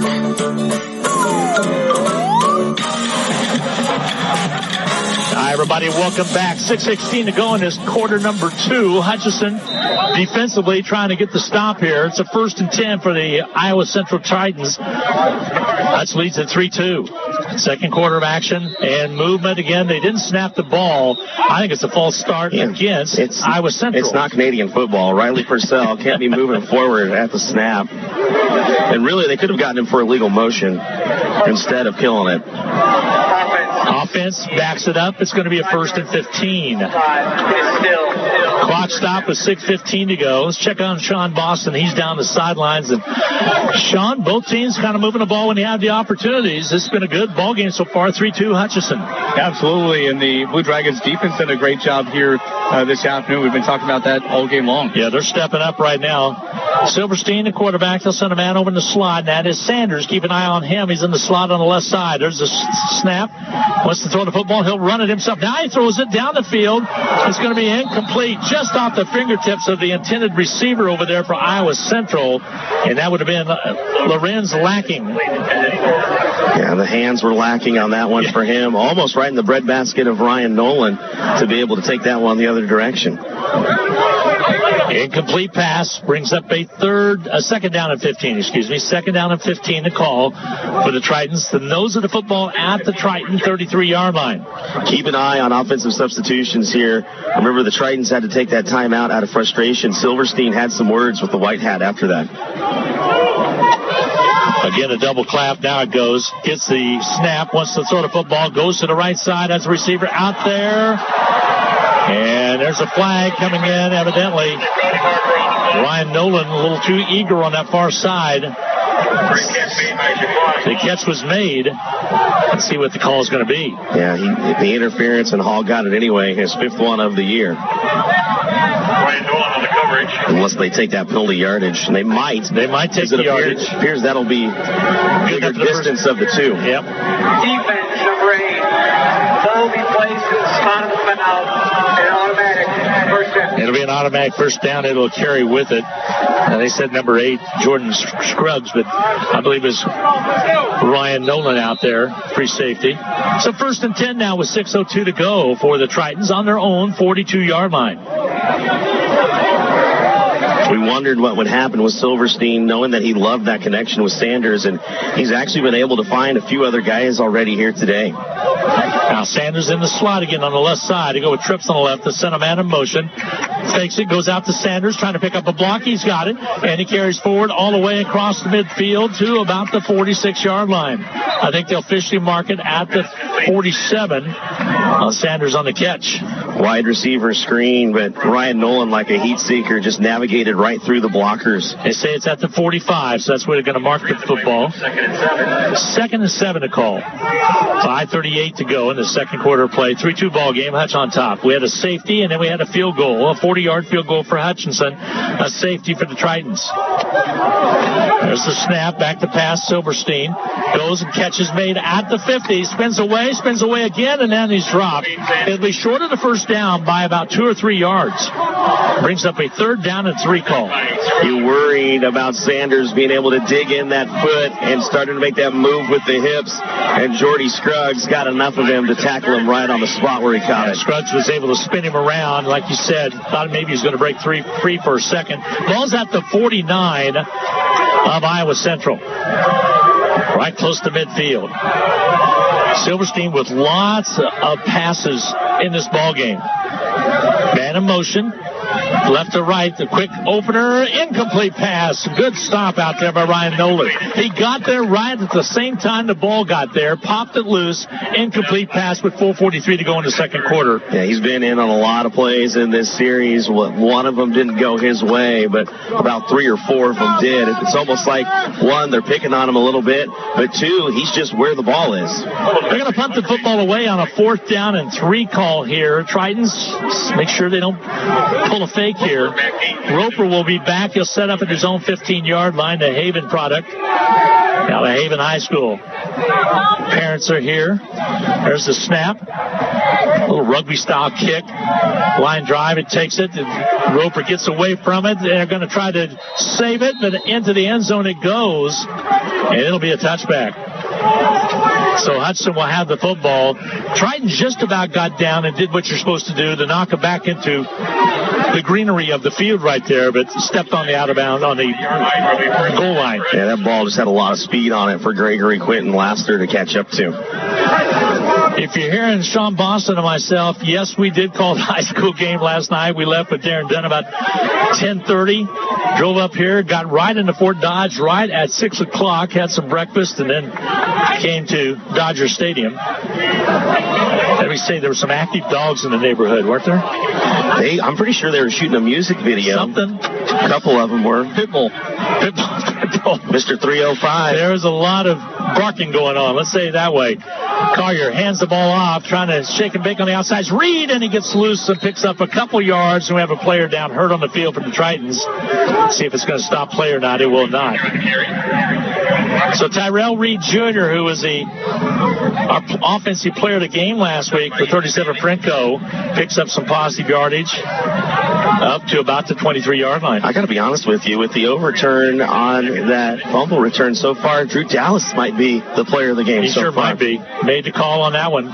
Here's a give on the left side, trying to turn the corner around that left side edge. Again, the new running back that was activated just this week, trying to turn it around on that left side, and was stopped over there after little or no carry. Wayman Jordan Jr. He's listed as a wide receiver, but came out of the backfield on that play. That was a big collision over there with that linebacker as well. That 3rd down and 5. Got the Triton bench very pumped up. Here comes the snap. Give, first man through. Collier is going to keep it and gets up to about the 30. Really close for the first down, Darren. Looked like he made a really good read, but give credit to Kelton Reed for being able to catch up with it. He took the running back and then was able to catch up with Collier, but it is just enough for that first down. So it'll be the first down for the Blue Dragons with 3:05 to go in this quarter of play. Hutchinson trying to move the football. They have it on the 30-yard line. Just enough for the first down. Blitz coming. Collier wants to air it out. Has Beeson down there. He'll make the catch at the 20. He's dropped at the 15. Big time play. Collier from the 30 to the 15. And again, Collier showing what he can do under pressure. He took a shot as he released that ball right on the money for Beeson. Beeson in stride caught that ball. Zariah Beeson.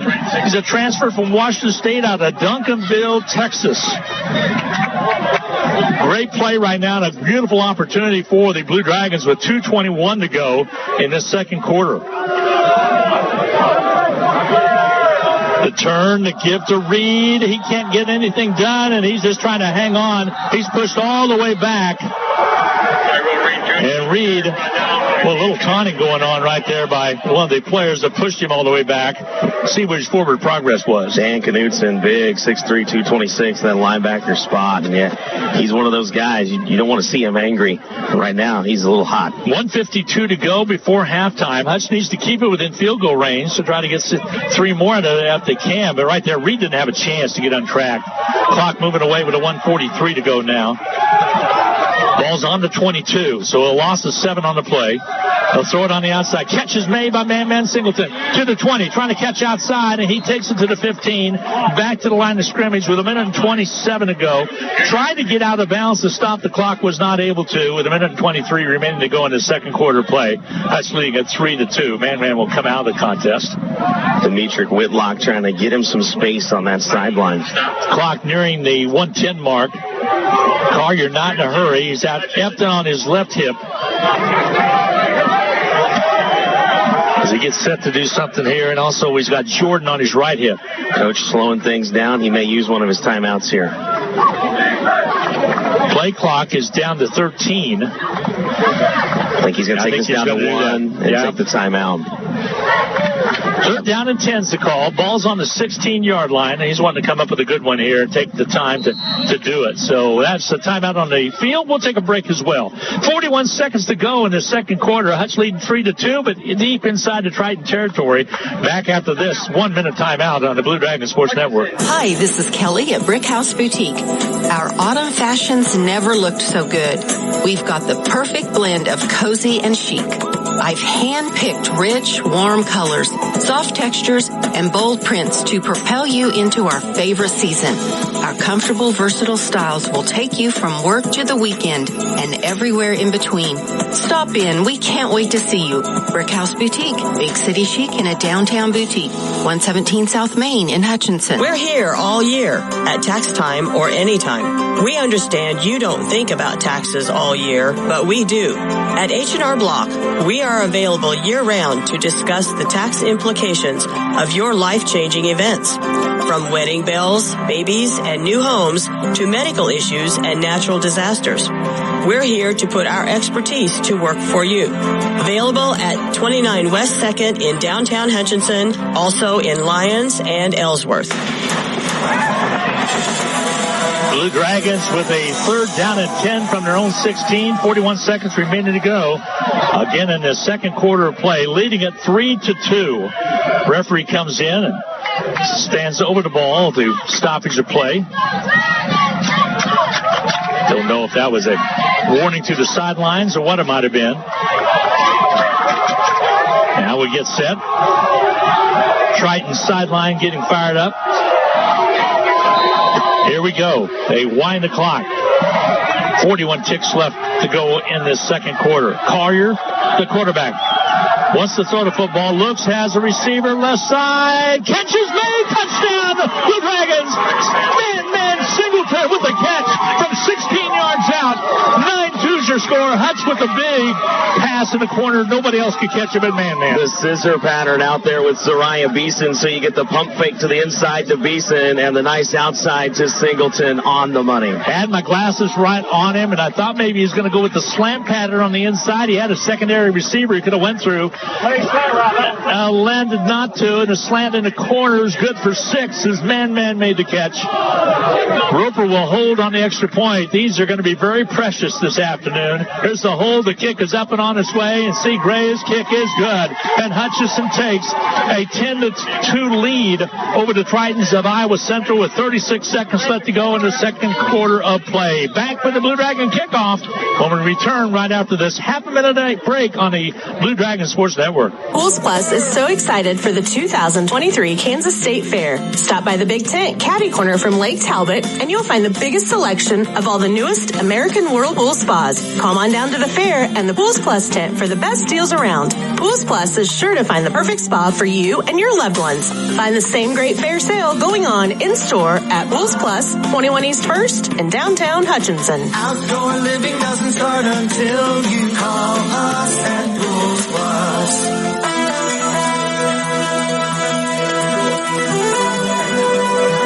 What a catch by Man Singleton with that slant pattern in the corner. The point after was good. Here we go, Darren. 10-2 ball game. Hutch with the lead by 8.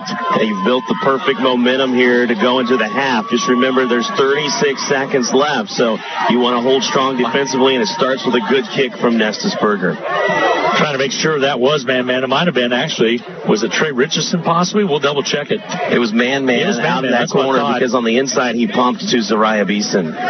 Beeson kind of looked like he had the slant right there, but Hutchinson will kick the ball off with 36 ticks left to go in this second quarter of play. Little overcast skies makes it pretty nice right now, Darren.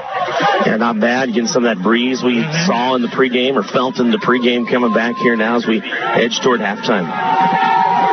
Here comes the toe into the football. Kick high, end over end. Kick is going to be sailing into the end zone for a touchback. And the Tritons will have it. 1st and 10, and a flag on the play. A little tussle out at about the 25-yard line. A little kerfuffle, as we like to say. A.J. Russell in there at 5'10", 224, talking smack like he's 6'5", 350. You're pulling a Max Bringle on me with the fancy words. You know that? A kerfuffle? A kerfuffle. I can't even say it. I can't even say it. I had enough time saying. I can't say it. I was going to get set to say. Every time I say sympathy, it comes out symphony. Mm-hmm. We've had fun with that last couple days. Had fun with that. Here we go. 36 seconds remaining. Let's see what the Blue Dragon defense can do to try to stop the Tritons and take this lead into halftime. Perhaps force a turnover. You never know.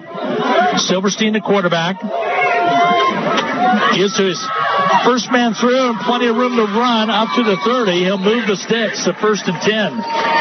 Ball actually short. It was out to 25. Yep. Ruled him down. It was at the 25, so a 5-yard pickup. Waterbaum Jr. on the stop with 18 seconds. Now he's driving down, and will they be content to take it in at halftime? I believe they will be from the posture of the players out on the field. Yeah, playing it very conservative here is Jesse Montalto. 6 seconds, 3 minutes to go before the half.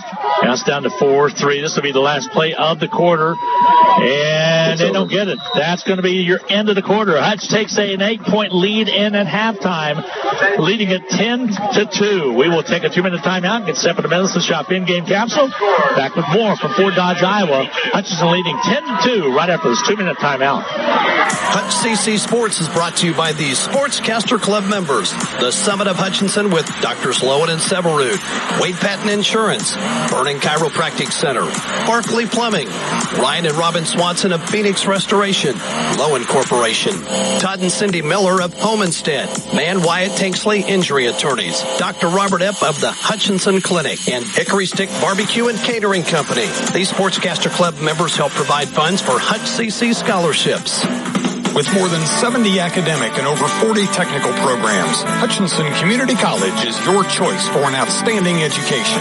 Take classes in Hutchinson, McPherson, Newton, or online. You'll love the small class sizes and award-winning faculty. Plus, they're affordable, convenient, and flexible. Call 888-GO-HUTCH or email admissions@hutchcc.edu today. Hutchinson Community College, your education destination. Your wellness is a journey, not a destination, and your care deserves a specialized plan specific to fit your needs. At Hutchinson Regional Medical Center, our primary care team is here for every step of your journey. It's our priority to develop lasting relationships that cover your needs for today and plans for the future ahead. Visit our website at hutchregional.com or call our office to schedule an appointment today. Hi, this is Craig Cooper from Cooper Tire. Are your tires tired? If so, Michelin and Cooper Tire has a great Labor Day deal for you. From now through September 12th, get a $110 rebate on the Michelin Cross Climate 2 or get a $70 rebate on any other set of 4 Michelin passenger or light truck tires. Save some money on great Michelin tires and get that awesome Cooper service you deserve. Cooper Tire, customer driven mile after mile. Hutchinson and Pratt.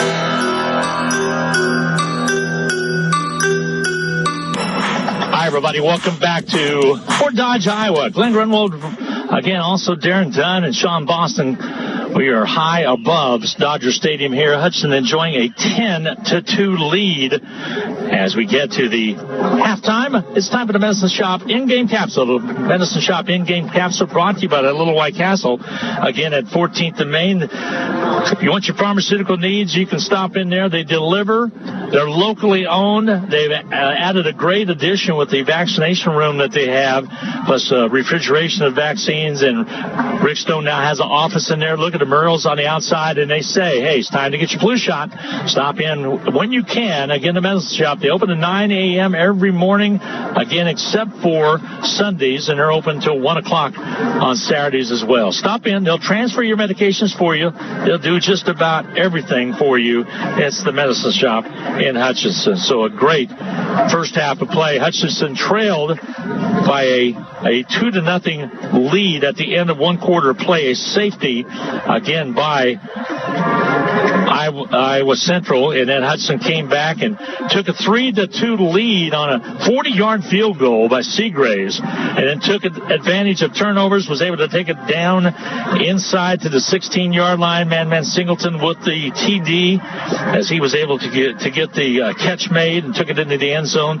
He has 48 yards the first half. Beeson set that one up with a 66 yards in the first half on 2 catches. His longest was the 54-yarder that set it up deep inside of Triton territory. Tritons with 31 plays, 155 yards. Hutch with 34 plays, 193 yards. What else do you see from the stats that jump out at you, Darren Dunn? Well, it's a tale of two halves for your quarterbacks. You look at Silverstein, started great at 6 for 8, 104 yards. Since he's gone 3 of 13 for just 19 yards. Collier, meanwhile, for the Blue Dragons, started 3 of 8 for 32 yards. He is now 7 of 13. He's reeled off 4 of his last 5 for 87 yards and the touchdown. Exciting first half of play for, again, and you look at from tackles, Ryan Nolan leading with 3 total tackles, 2 unassisted and 1 assisted tackle for 3. Mason Edwards also with 3, and again, Walter Bob Jr. also with 3, doing a good job out there.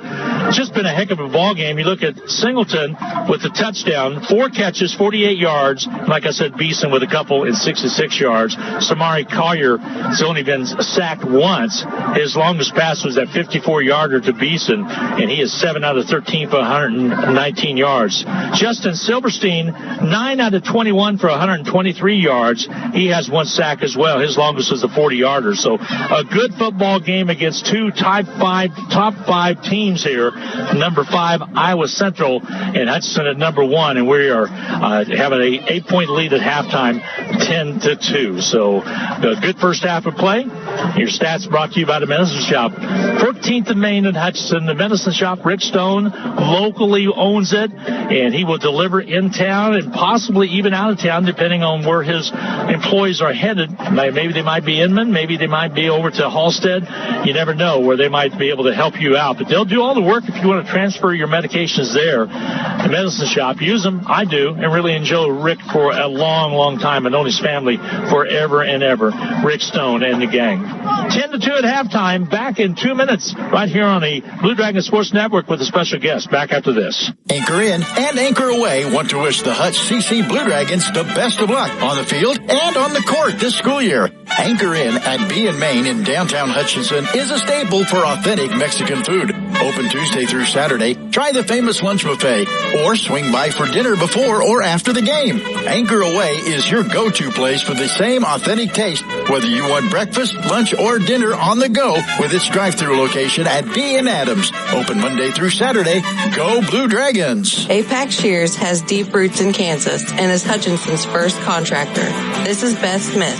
APAC Shears is hiring for a variety of positions right now, and we encourage women and minorities to apply for employment. Anyone interested in a rewarding career with the opportunity for advancement should apply at apachishiring.com. APAC Shears offers competitive compensation and excellent benefits. Visit apachishiring.com.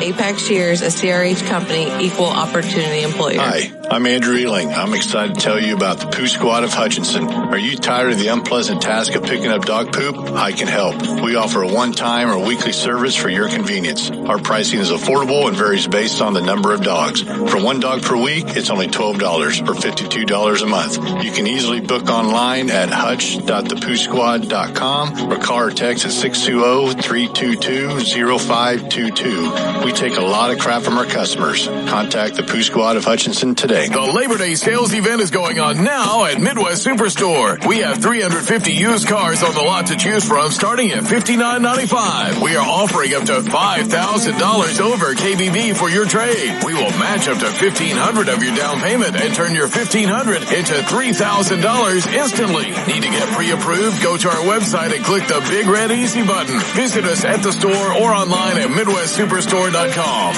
Offers don't combine. Must qualify for financing. Hi, everybody. Welcome back to Fort Dodge, Iowa. 10-2 at halftime. Hutchinson with the 8-point lead. Crazy first half of play. You had the safety by the Tritons, and then you had the 40-yard field goal by the Blue Dragons to go up 3-2, and then you had a heck of a pass all the way down to Beeson to take it deep inside Triton territory, connecting for 54 yards from Collier to Beeson, and then man Singleton with the catch in the end zone on that slant pattern to make it 10-2 at halftime. Dwight Roper from Haven is joining me right now. Very seldom, Dwight, do we have a parent on at halftime, but you've got a special kid out there that's a kind of a specialty player that returns punts in Darby, but it's been a joy to have your family involved with Heather Dallas and the tailgating that takes place, and you don't miss too many ball games, do you? No, it's a lot of fun. It's been a lot of fun just watching and being a part of the tailgating and everything. It's pretty special. Pretty special, and you're of course a coach over to Haven. Talk about the Haven football team. They've had a lot of success over the last couple of years, and it's continuing this year as well. Yes, our coaches do a good job of getting players to play and do what they're supposed to do.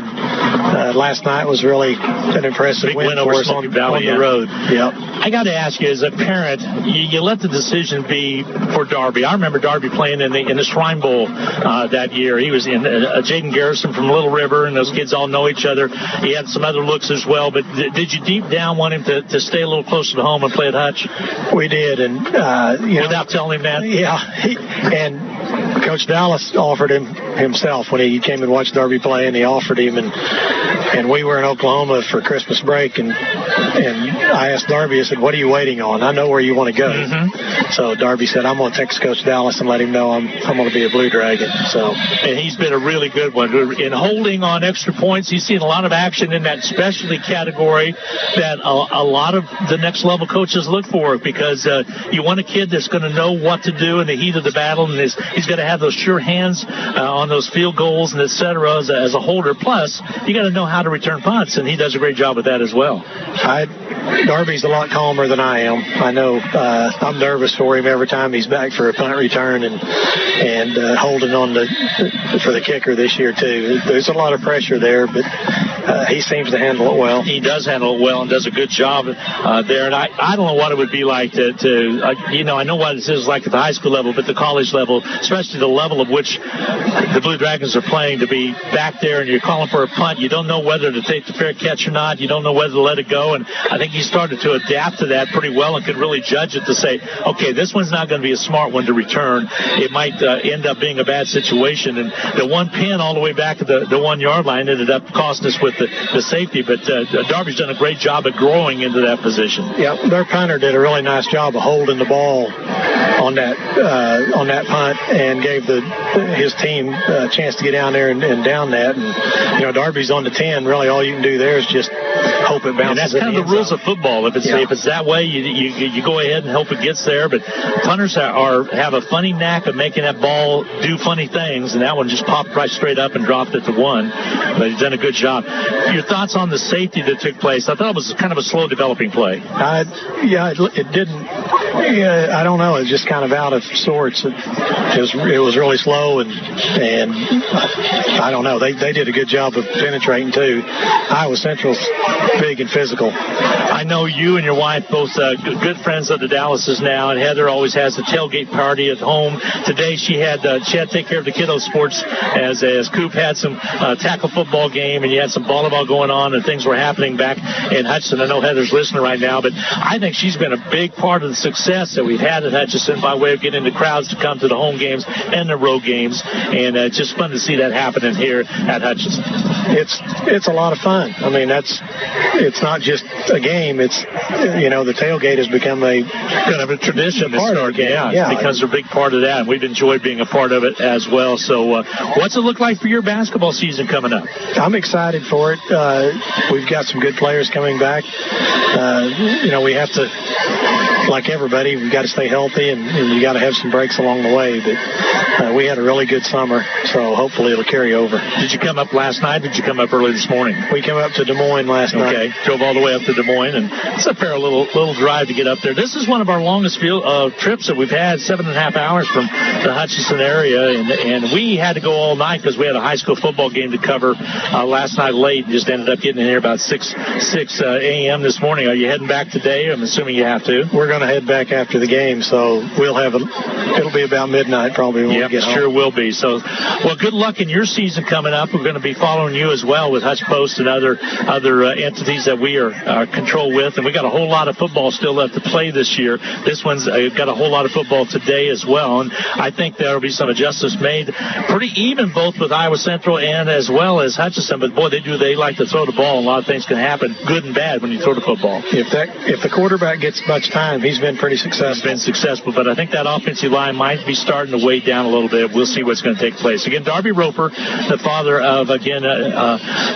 Roper that catches, Darby Roper that catches on the punt returns as well as holds on extra points, and also a backup wide receiver as well, doing a great job on the football field as well as in the classrooms as well. We know we're really proud of Darby and what he's done. We're going to step aside. 10-2 ball game at halftime. Hutchinson with the lead by 8. We'll be back with more right after this 2-minute timeout on the Blue Dragon Sports Network. Hey Hutchinson, at Next Tech Wireless, it's wireless on your terms.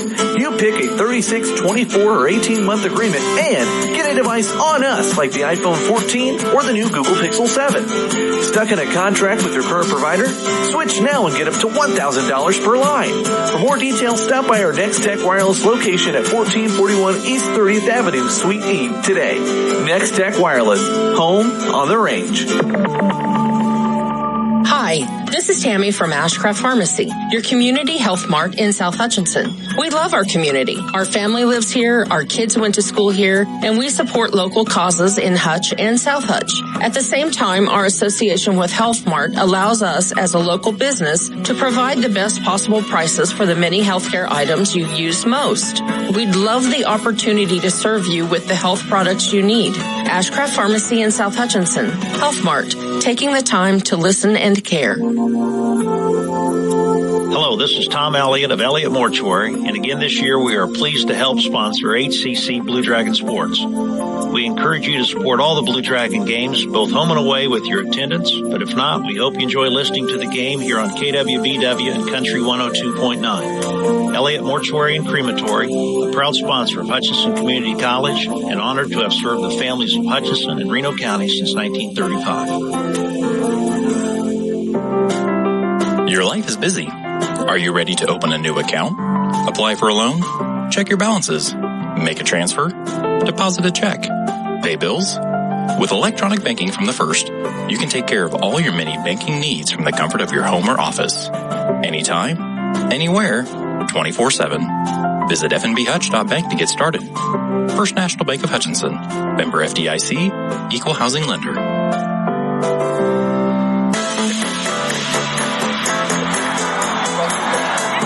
Welcome back. Iowa Western now on top of the score again. They were up 28 to 14. 28-14 is what that score remains. And, of course, that's over Garden City, so that's in the third quarter of play, maybe a little bit deeper into that. 28-21 now. So, again, a minute left in the third. So Garden City's starting to come back in that one a little bit. 10-2, your observations on this first half, Darren. It was a crazy first half. A lot of defense, a lot of offense, had a little mixture, a little bit of everything. And there's a lot of momentum shifts back and forth, but they produced nothing. It just was a lot of a battle of flip-flopping, that seesaw battle of the field. You had the Dragons get pinned deep. You had the Iowa Central Tritons get pinned deep. You get a safety out of the thing. You look more and more like a baseball score at 3-2. You had Seagraves with a kick that was blocked, that gets returned to the house. And if not for head coach Drew Dallas of the Blue Dragons saying, hey, wait a minute, let's think about this. Let's go back in our memory banks here. Think about what actually happened before we even have to bring replay into this. Is that not a touchback? And officials had to go back with what he said rather than what they had called on the field. First of all, that was huge. That could have been a huge momentum swing to start the game. That could have leaned more toward Iowa Central to start this thing off. Instead, you push them back. You go in the back and forth battle. You end up with the first points being the safety. You already have that blocked kick for Seagraves. His 3 missed extra points from last week. You're a little worried about his headspace, and then he drills a 40-yarder into the direction that's had a little bit of the wind, but even on his extra point today, after the touchdown pass over there to man Singleton, he drilled it right down the center. One thing I'll tell you, if you're kicking in that direction, you might aim it a little to the right because you got a little more lean on that right upright. Look at the flags. With a little more space to that direction, just the way it tilts. But really, we came into this knowing that the Silverstein-Sanders connection was the big connection that the Tritons were going to lean on. And they've leaned on it quite a bit. However, what I would say is Silverstein has found some other wide receivers as well. The Blue Dragons have done a good job of containing those receivers and not letting them go too far. Again, after Silverstein started, 6 for 8. He has struggled and gone 3 for 13. Yeah, and also Sanders, five catches, 88 yards. Bartolota with a catch for 13. Also, Williams with a catch for 9, and Hall with a catch for 1. But a big target, like you said, is Sanders. But he being the quarterback, has struggled a little bit late in that second quarter of play. Right now, Hutchinson leading it by a score of 10-2. We're going to take one more 1-minute timeout as we'll get set for the third quarter of play just around the corner. Hutch leads it 10-2. Back with more from Fort Dodge, Iowa, the home of the Dodgers and the home of the Tritons here at Dodger Stadium. Back in a minute on the Blue Dragon Sports Network. HutchCC Sports is brought to you by the Sportscaster Club members. The Summit of Hutchinson with Drs. Lowen and Severud, Wade Patton Insurance, Burning Chiropractic Center, Barkley Plumbing, Ryan and Robin Swanson of Phoenix Restoration, Lowen Corporation, Todd and Cindy Miller of Homestead, Man Wyatt Tanksley Injury Attorneys, Dr. Robert Epp of the Hutchinson Clinic, and Hickory Stick Barbecue and Catering Company. These Sportscaster Club members help provide funds for HutchCC scholarships. If you're an athlete of any age, in any sport, you want to perform at your best. And you can't if you're hampered by aches and pains. Dr. Cecilia Hinton at Prairie Star has extensive training in sports medicine. She has your back, your hip, your knee, whatever's causing you problems. Dr. Hinton is on your side and ready to help you at Prairie Star Health Center, 30th and K61 in Hutchinson. Glenn Grunwald, Darren Dunn. We got Sean Boston on the sidelines. I'll check in with Darren first in the second half of play. What's Hutchinson got to do to establish the offense and the defense? Well, I think they've established a lot there toward the end of that first half of play. So you've got to try to open up that ground game a little bit more. The passing game has been there. You always want to lean on the thing that is working. So if it's the passing game, great. If you can get more on the ground, that would be awesome too. That has been there the first two games for the Blue Dragons. And then defensively, you know there's going to be a few switches for Iowa Central. So just be ready to roll with the punches. Sean Boston on the sidelines, courtesy of Dr. Corey Ediger up on East 30th. Sean, what is your assessment? Yeah, Darren, you're right. Just like that about the defense. And Iowa Central get the ball first here to start the second half. You know Silverstein's going to make some adjustments from that first half after Blue Dragons started to get to him and force a lot of errant passes. We'll see how Blue Dragons come up defensively to start the second half. Here comes the Blue Dragon kickoff for the second half. It's going to be sailing all the way to the 2-yard line and be returned from that spot. And Sanders on the return. He'll bounce to about the 20.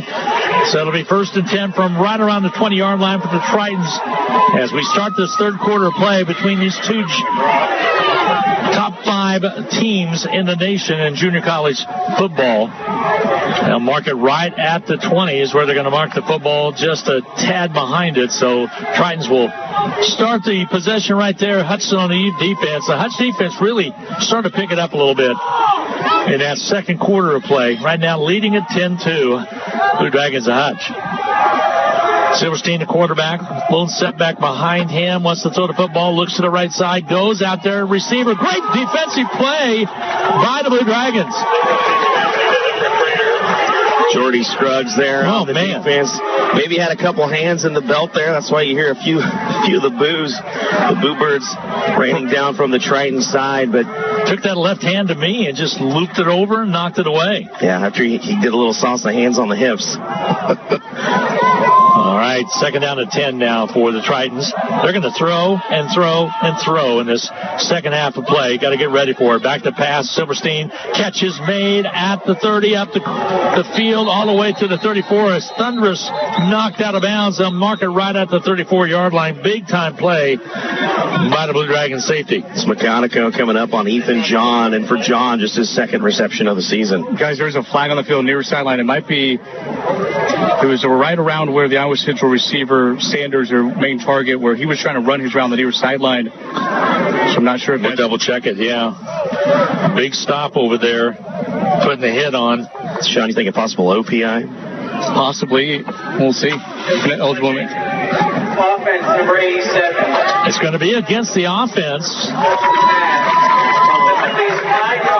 It'll be a 5-yard penalty. So, and a loss of downs as well. Explain real quick, Darren. Well, I'd love to, but we need to know where he lines up. I mean, he's a tight end. Why would he be an ineligible receiver? I mean, your ineligible numbers are 50 through 79. It'll be a 3rd down and 15 call for Iowa Central. They mark it back at the 15. And now we have substitutions on the defensive side of the ball for Hutchinson. 3rd down and 15. Tritons looked like they might have had the first down, and all of a sudden the ineligible receiver downfield. The only thing would be is if he got covered up. He wasn't supposed to be covered up on the end of the line and went downfield. Man in motion for the Tritons. Here's Silverstein, wants to throw the football. He hit from behind. He lets it sail. Incomplete pass. Boy, they came in on that weak side, on our near side, and really put a licking. Daniel Brown with the pop, just getting in there, and he continues to get stronger and stronger with each series for the Tritons. He dances off the field, being all excited. There guys, Logan Clark defensively in on the pass breakup as well. Yeah, he did a good job on the receiving end right there, but all my emphasis was watching that hit take place that really hurried the pass by Silverstein. They're going to have to pump the football away. And look out, but Trey Richardson setting up at the 50-yard line. We'll see what happens with Trey. Again, the Topeka High product, or Highland Park product. They're going to keep it. They're going to run the football. They're going to get the first down and more. All the way out to the 30-yard line, to the 40, cuts inside and drop finally just short of the 50-yard line. A big fake by the Tritons. They move it all the way out, and they'll mark it at the 47. My. You wonder when it's going to happen, and they were able to do that as Hutch was setting up for the big return. 32-yard run on that fake punt, and that's what that rugby style gives you. You're looking for that. When you're taking those 2-3 steps to the side, the punter and the coaches, every opportunity they had in that first half, they're looking to see what the defense is doing. And if they're not staying home and keeping honest there, coming at the punter, they are going to go right up the gut at some point. 13:30 to go in this third quarter of play. A 1st and 10 for the Tritons. At the 47-yard line to give. First man through, nothing there. Stack up at the line of scrimmage. They'll move it to the 48, so he might have picked up a yard on the play. It'll bring up a 2nd down and 9. Clint Grunwald, Darren Dunn, along with Sean Boston. Sean's on the sidelines, courtesy of Dr. Corey Ediger. 517 East 30th, Sweet G. Give him a try if you need a dentist in town. He is outstanding. Jalen Washington just nowhere to go. The captain, Walter Bob Jr., back this week, just stuffing up that middle of the line. Tritons moved the football after they faced a big 4th down and long call. Around the right side, was that catch made over there? Nope, knocked away. Intercepted. Coming up with a pick will be the Blue Dragons. Ryan Nolan out there. We talked about the series that he had where it felt like either they were picking on him or he was just being a ball hawk. And you see him be a ball hawk. He comes into this game tied for the lead with broken up passes for the Blue Dragons. Gets his first interception of the season. Young man's out of Gainesville, Florida, comes away with the pick. And it's a big and timely one right after the Tritons get that big run on 4th down to take it out to the 48.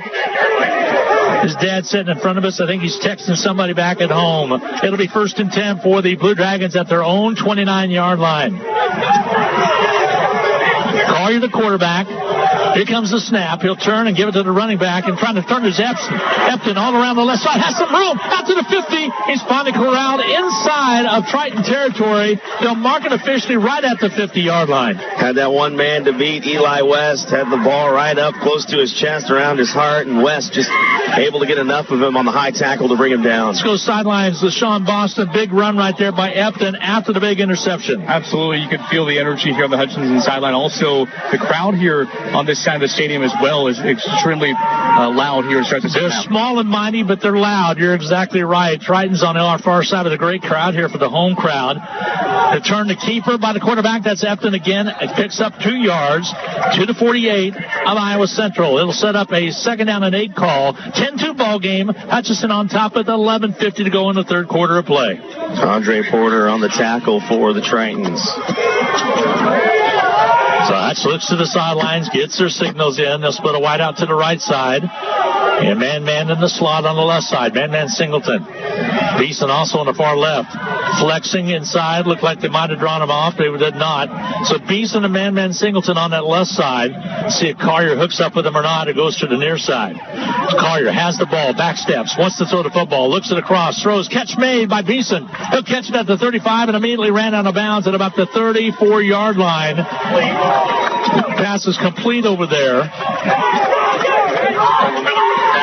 That's one thing that's going to cause havoc. You remember the touchdown pass was because of that scissor route or that crossing route where they faked on the slant to Beeson, went outside to Singleton. So now it comes as much more of a surprise to this defense when you go back to Beeson. Yeah, he stayed home that time, and Beeson caught it. 1st and 10, Blue Dragons at the 34 of Iowa Central. That's trying to tack on a little insurance points here if they can with this possession. Collier looks to the sidelines as he checked off. Now he resets. Beeson and Singleton again in the slot and the wide out right. So throw on a weak side. It's airborne and it's going to be incomplete. Yeah, he had Trey Richardson one-on-one in that matchup on the outside against Jamal Spivey. Problem was he kind of underthrew it. It'll be a 2nd down and 10 call for the Blue Dragons. The ball's at the 34-yard line of Iowa Central. 10-2 ball game as we near the 10-minute mark of this third quarter of play. Collier knew, too, pre-snap what he had because the safety started to walk it down. He knew he didn't have Aaron Warren to worry about over the top. Collier, the quarterback, gets a snap. Turns, gets to the outside. It's going to be Reed. Tyrell Reed around the outer perimeter. Gets the block all the way to the 30 and down to the 28-yard line. Good pickup on the play for Tyrell Reed. National Offensive Player of the Week last week, as well as the KJCCC Player of the Week for his great game that he had against Ellsworth. 186 yards on the season, 3 touchdowns. He had all those against the Panthers. 2nd in the NJCAA for yards per game and also yards per carry. 9:58 to go in the third down and 5. Stepping up is Collier, side steps, has some room, has the first down, has more. He's going to take it to the end zone. 6 points for Collier from 29 yards out. He just weaved his way through the secondary and took it all the way to and gets pay dirt. 16-2, Hutch on top. When in doubt, call your own number. Collier weaved his way through that secondary. Quickly, I'm going to go down to Sean Boston. What a great run by Collier, 29 yards on the run. Absolutely, guys. Huge play on 3rd and 5 for the Blue Dragons. Josh Gooch came up behind me. He said, that's what we did not have the last few years. He's a running quarterback. Exactly. I love Dylan Leibel, but he could not run and did not want to run with the football. Both Jake as well as Collier can run with the football. There's a kick it up on its way, and it is good. And Hutchinson takes a 17-2 lead with 9:47 to go in the third quarter of play. We'll wait the Blue Dragon kickoff when we come back right after this 30-second timeout on the Blue Dragon Sports Network. The medicine shop. When you drop your prescriptions off, the personal care you'll find there will make you feel all better. The meds you need, delivered with speed, the lowest prices guaranteed. Get your prescriptions with no hassle at 14th and Main at the Little White Castle. You'll feel all better at the medicine shop.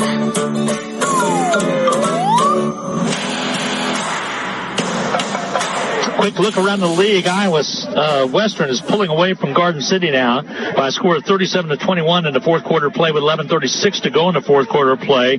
It is Dodge City 7, Highland nothing in the second quarter play with 2:14 remaining to go in that quarter. And here it is 17-2. Hutchinson with the lead right now with 9:47 to go in the third quarter. Well, what a way to stifle Iowa Central. First of all, you give up that 32-yard run on 4th down out of the fake punt, but you follow it up with an interception. You take that, you turn it into 6, and you do it on a series where you had a matchup down the sideline to get another glimpse of Trey Richardson. The Dragons kind of miss on that, but are able to follow it up with that quarterback run. So the Dragons are so powerful offensively in a multitude of ways. And scoring off the turnover. How about that pick down there, Sean Boston, as the pick really led to that touchdown drive and tapping it off right there with the run by Collier. And that's how it's been all day long, guys. The defense has really set the tone field. They've allowed some not huge plays. The defense has not allowed some big plays, but they've allowed little plays. They've continued to step up, and the offense now is doing the same thing when they have the ball. 9:47 to go in this third quarter of play. It's 17-2. Hutchinson with the lead after the big run by Collier as he took it to pay dirt. As the seas kind of parted for him and he was able to take it in untouched. And the sidelines fired up for the Blue Dragons. Here we get set here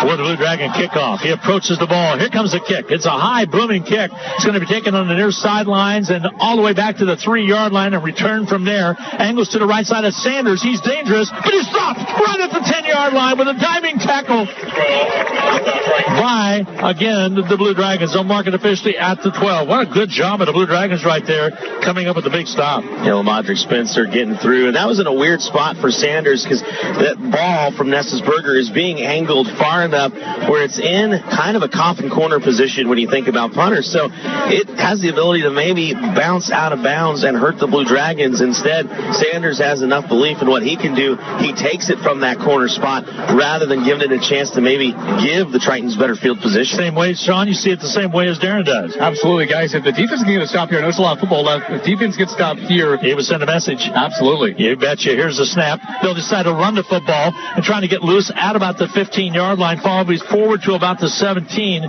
was the first running back through there, gaining a little bit on the play. 9:31 to go in this. Again, we're in this third quarter of play. But keep in mind, since points have been at a premium, when you get a 15-point lead in a game like this, that's almost like a 30-point advantage. And running back, by the way, was Washington, the carrier, number 9. There's a carry and a flag on the play. Flags flying everywhere. Across the 20 up to about the 24-yard line. Should have a handful of face masks. Yeah. We might have a hold here, Darren.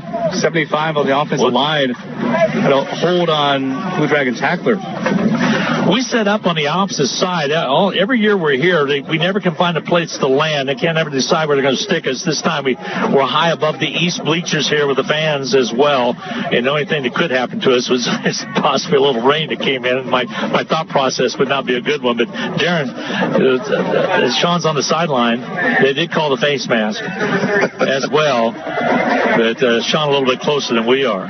They're going to mark it off against the Blue Dragons. It's a huge grasp. It's one of those, if we can see from up here, it's big enough. That's back to the whole CBS call, the big stuff. And when you see the running back's helmet go that far down into his chest, you know somebody got it. And that was Jalen Washington who got the big tug. Carries with it the first down as the clock nears the 9-minute mark of this third quarter play. Back to Plas Silverton. And there's a hold that you got away with. The throw on the right side. Catch is made at the 50 and trying to get loose is the Triton receiver. He's finally going to be wrapped up, but inside the Blue Dragon territory at the 49, there's a flag on the play of the hold way back at the 20. Yeah, you got it, Glenn. Dodge Sauser did become guilty of that hold as you saw it happen in real time, and they just decided to play that through their head. The center judge did and dropped the flag a little bit later. And I apologize for that. I usually don't use that emotion when I've seen that, but I clearly saw it in my glasses and going like, oh, come on, that's got to be a hold. And it'll come back after a great catch by the Tritons inside the Blue Dragons territory. It's going to mark it back and still going to be a first down again. They'll have to do it all over. 8:49 to go in this. Again, we're in the third quarter of play. One thing that I found interesting, the Kelsey brothers have talked about as of late on offense, you want to have gloves that match the color of the jersey the team you're playing with to hide. And Sauser has white gloves, but they're outlined in black. There's movement on the line. There might have been a pull. What'd you see over down there, Sean? You're right on the line. Have a good look at it. Yeah, we're going to have offsides on the Blue Dragons here on the Lamar. So too. That's what forced the... I saw the right guard peel back, though, and that's what I was going off of. Let's double check it here. I'm not sure. See, on Sundays, you're allowed to do that. And they are going to allow it here. So Sauser this time able to get it back because, as you guys mentioned, you have a D tackle that jumps into that neutral zone. And once that contact is made, it's too late. It makes it a little bit easier for the official to see when Sauser pops up out of his position at guard. 1st and 13 now. Ball on the 36.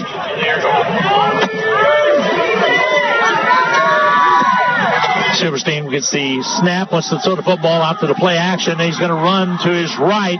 Now he finally throws it downfield. Catch is made near midfield. And a big time stop right there, but the catch was made, and that'll move the chains. Yeah, long time to stay in coverage on a guy like Mario Sanders. McConico is there, but Silverstein just too much time to be able to run around. Sanders out of Minneapolis, Minnesota. Actually, it's short. I thought it was the first down at the 50. They show his forward progress at about the 44-yard line, so my perception was way off. I'll mark it at the 44 and a second down and 5. Silverstein, the quarterback, again, play action, holds it, throws it, slings it, catch made at the 45 of Hutchinson for the first down. Lacking makes the catch. Lundy was right there, bang, bang play, but they'll move it, the chains, they'll move it all the way to the 45-yard line. Remember, Lacking had that one in the first half, slipped right between his fingers, a la Kadarius Toney. Man in motion for the Tritons. They'll give it first man through. Positive yardage, pickup of about 4. And finally brought down at about the 39-yard line. Well, they're letting him roll a little bit. Thought maybe he was down at about the 41, but carries forward and picks up positive yardage. That'll be second down and a long 5. And you got some chippiness happening downfield as well now. They have to peel Jonathan Young and Walter Bob Jr. apart. So brings up a second down and 4 call with 6:55 to go in this third quarter. Hutch leading at 17-2.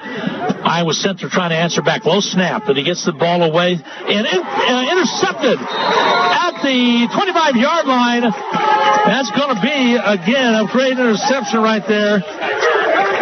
Ryan Nolan is second one of the game. Just an overthrow that time by Silverstein, and a wobbly duck at that. He's working for that 37 Printco defensive player of the game, isn't he? He is, and you always talk about defensively, you want to get tips and overthrows, and he took advantage of it again. First and 10, Blue Dragons with 6:44 to go in the third quarter of play, leading at 17-2. Glenn Grunwald along with Darren Dunn, Sean Boston on the sidelines, courtesy of Dr. Corey Edgar. 5:17 East 30th. Collier looks over to defense, has a lone setback right behind him, wants to throw the football. He sidesteps one player. Now he's still loose on his feet and makes something out of nothing all the way to the 29-yard line. Dangerously close to taking a sack back there. Picked up about 4 yards on the carry. Second down and 6. Ball on the 29 of Hutchinson. Well, that was a slow developing play. One thing about the white jersey, you can see how dirty Collier's getting. I mean, he's one of those grinding quarterbacks. We talk about his ability to run. He's getting after it. Yeah, the rubber here on the field. It's a 2-year-old field. There's Collier's going to keep it. Has some room. He's at the 40, all the way up to the 45, and slides his way all the way to the 48-yard line. He'll mark his knee at the 46.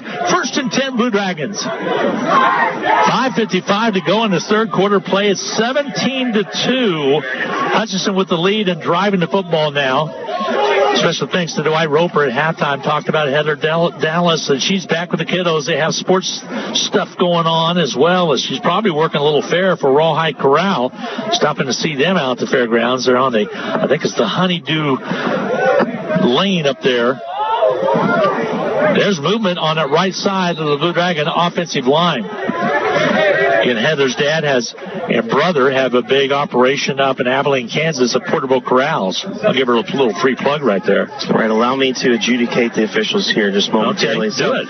As a head linesman, when you drop this flag, typically to help out your white hat, you will drop that flag on the side where the penalty happens. So if it's a false start on the offense, you're going to drop it behind the line of scrimmage. If it's on the defense, you're going to drop it toward the defensive side.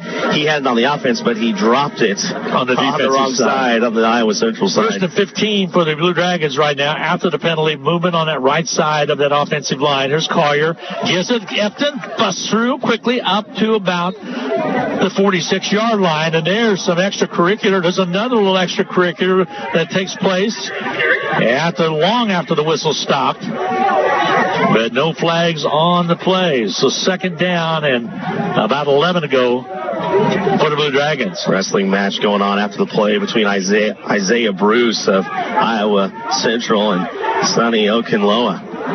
4:47 to go in the third quarter play. 17-2. Hutch on top. Hutchinson trying to move the football. And a motion. Giving it off left side. That's James, just activated this week. Carries forward, picks up about 4 yards. And there's another little extracurricular activity, but he got covered up real quick. Pick up, and we'll make it a 3rd down and 8 call for the Blue Dragons. 4:21 to go in this third quarter of play. Hutchinson trying to do 2 things, Darren. Eat some time and keep moving the football. Yeah, like I said, with points at a premium, you start out in a 2-0 game, then a 3-2 game. As long as you continue to take care of the ball, a 15-point lead in a game like this is really more like a 30-point lead. Back in the shotgun, Collier gets the snap. Belt high, steps up in traffic, gets out of the traffic, wants to throw the football, gets it out. The catch is made down to the 40, spins away to the 35, and all the way down to the 32-yard line on the catch out there. For the Blue Dragons, great job offensively as able to make something happen was Tristan Smith. Talk about him being that big-sized receiver at 6'5", 200. Had that huge 79-yard touchdown reception out at Dodge City last year. Kind of his chance to showcase what he could do. And really, he's trying to be that second or third threat to round out this wide receiving core for the Blue Dragons. Sean Boston, again, that's something we didn't have last year on the quarterback spot. Yeah, right there. Looks to finish his play. There's Collier, and they give it off. No gain on the play, hardly anything. They're going to mark it right at the 35. Go ahead, Sean. Yeah, that last play, Collier had the option right there. There was so much open turf on this near side. He could run it or throw it, elected to throw it out there, but there was a lot of green grass for him to pick up some rushing yards as well if he wanted to. Iowa Western still leading Garden City 37-21 with 11:36 to go in the fourth quarter of play. That's turned out to be a good one as well. Right here, this one 17-2. Hutch on top. As there's 2:42 remaining to go here in the third quarter of play. Back they pass and they stop the play before it can develop. As Collier had gotten the snap. White Hat will look to the home crowd on the far west side, and he'll explain what the call is going to be. That's what the bye week next week, folks, on the 16th. Coffeyville comes to town. Unlike what I said in the pregame show, it's going to be on the offense. It'll be on man Singleton. It'll be a procedure penalty, or offsides, actually. And that's the one spot when you're split out at wide receiver, you have a chance to look in at the ball. You should never have a false start. So that's one thing the Blue Dragons are going to look at. You got to clean up out of that position. Let's put that wide out to the right side. Talked to Drew Dowse a little bit. Felt like the trip up here was pretty easy. They worked out at Memorial Stadium up at the University of Nebraska yesterday. Steve Carpenter was able to see his granddaughter. There's a give to Epton. He's sandwiched down. 3 different Triton players come in to make the stop. Branson Peters leading the pack. 6'1", 221 sophomore out of the linebacker spot. Steve Carpenter's daughter and husband, 2 kids, live in Lincoln. Now, it's going to be 3rd down and 19 to go. Loss of 3 on the play. 3rd and 19 for the Blue Dragons with a minute and 54 to go. The ball is spotted on the 42-yard line of the Tritons. Hutch needs to get to about the 24 for the first down. Collier, the quarterback, steps up in the pocket, still wants to throw it, slides away, picks up positive yardage all the way down to the 35-yard line. They're calling for the field goal unit. It's going to be a long one. It's going to be a long one. And Cole Seagraves is going out. We talked early in the season about where Coach Dallas was comfortable between Seagraves and maybe Nestus Berger. And the more you get into the 50-plus range, they don't necessarily know about the accuracy for Berger. They know about the accuracy, just maybe not about the distance for Seagraves. And that wind right now, not getting much of a push from this spot. Exactly. It's pretty well straight away. Roper will be the hold. They'll mark it at the 43. That'll be a 53-yarder. Here's the kick. It's up and on its way. Will it have enough? It's on its way, and it is just off the side of the upright. And Darren, it was leaning to the right, but it couldn't skip through. Ends up being no good. Hit that crossbar just dead on, and had it had just a little bit more oomph, it would have gotten there. So taking over now will be Iowa Central with 53 seconds left to go in the third quarter of play. That was a nice drive, though, that took place and was able to eat up a whole lot of time. And again, Sean Boston on the sideline, courtesy of Dr. Corey Edgar. And Sean, that's a situation where you ate a lot of clock now. You get set to make it and go to the fourth quarter of play. Yeah, absolutely, guys. And right now, Drew Dallas talking to the referee right now. He said, you guys talked about this at halftime. We're going to clean up everything after the whistle. Why are you continuing to let things happen after the whistle? Exactly. I've seen some things where some things could be blown, and he's trying to get an answer, and the referee, White Hat, turns back and gets back to his position. And I think he's just making a point maybe to get a call down in this fourth quarter play, possibly. 1st and 10 now from the 36 for the Tritons, their own 36. Silverstein, the quarterback, as he has been all day long, to give straight ahead running and not much there as Hutchinson comes up and does a nice job of wrapping up. Adam Lamar got his hand on a helmet. Guys, he did not get his hand inside the helmet to tug. I hope the center judge talks about this because that is not a face mask. Jalen Washington on the carry and a flag on the field. Face mask again. You got to get your hand inside an opening. His hand was flush across the top of the helmet. It would be like, when you check your temperature on your forehead, you use the back of your hand. He just had his full palm on it. My friends, if his fingers aren't in an opening, that is not a personal foul. That is not a face mask. It's going to carry it all the way out inside of Blue Dragon territory to the Blue Dragon 49-yard line. So that'll be an automatic first down and carries along with it. 1st and 10 from the Blue Dragon 49-yard line for the Tritons with 46 seconds left to go in the third quarter play. Hutch defense called once again upon to try to get a Triton stop. Silverstein steps back, wants to throw it, heaves it on the outside, intercepted. Ryan comes up with it again. Hutchinson's Ryan Nolan going to take it all the way down, and he's dropped down at the 15-yard line. 3 picks for that young man. Name him now the 37 Printco Defensive Player of the game. Name him the KJCCC Player of the Week and already National Player of the Week. You know how rare it is to get 3 picks in one game? Freshman free safety out of Gainesville, Florida with the pick, and he was the only one around that could catch the football, and now Hutchinson knocking on the door with 26 seconds left to go in the third quarter of play. 3 picks in one game. They've all come in the third quarter. 3 is the lucky number. And it'll be on the 16-yard line. The offense goes out there. What a game he has had. His dad's here from Gainesville, Florida, and what a game he's picked to be able to come here and watch his young freshman son do his thing. So now we'll set up. Collier, the quarterback, running backs on his right side. That's James. On his left side, that's Efton. Turns, gives it to Efton around the outside, trying to get the corner turn. He does, all the way down to about the 12-yard line. 3-yard pickup. It'll be a 2nd down and 7 yard to go for the Blue Dragons inside the red zone. Nice run around that outside. Made the chain gang kind of scurry a little bit. Sean Boston safe because he was hiding behind Josh Gooch down on the sidelines. And that's going to be the end of the quarter. We will go to the fourth quarter of play. It's Hutchinson 17, the Tritons 2. Back in 1 minute on the Blue Dragon Sports Network. Whether you want a small home remodel or need repairs done or have a brand new build project in mind, Erickson Custom Building is your choice. All of us at Erickson Custom Building would like to thank our customers for 20 years of business and friendship. Brian and the crew at Erickson have spent those years developing excellent customer service and quality leadership for all types of projects, big or small, traditional or trendy. When your project is finished, it will reflect your vision. For quality and follow-through that exceeds your expectations, not your budget, call Erickson Custom Building or find us on the web at ericksoncustombldg.com. We're here all year at tax time or anytime. We understand you don't think about taxes all year, but we do. At H&R Block, we are available year-round to discuss the tax implications of your life-changing events. From wedding bells, babies, and new homes to medical issues and natural disasters. We're here to put our expertise to work for you. Available at 29 West 2nd in downtown Hutchinson, also in Lyons and Ellsworth.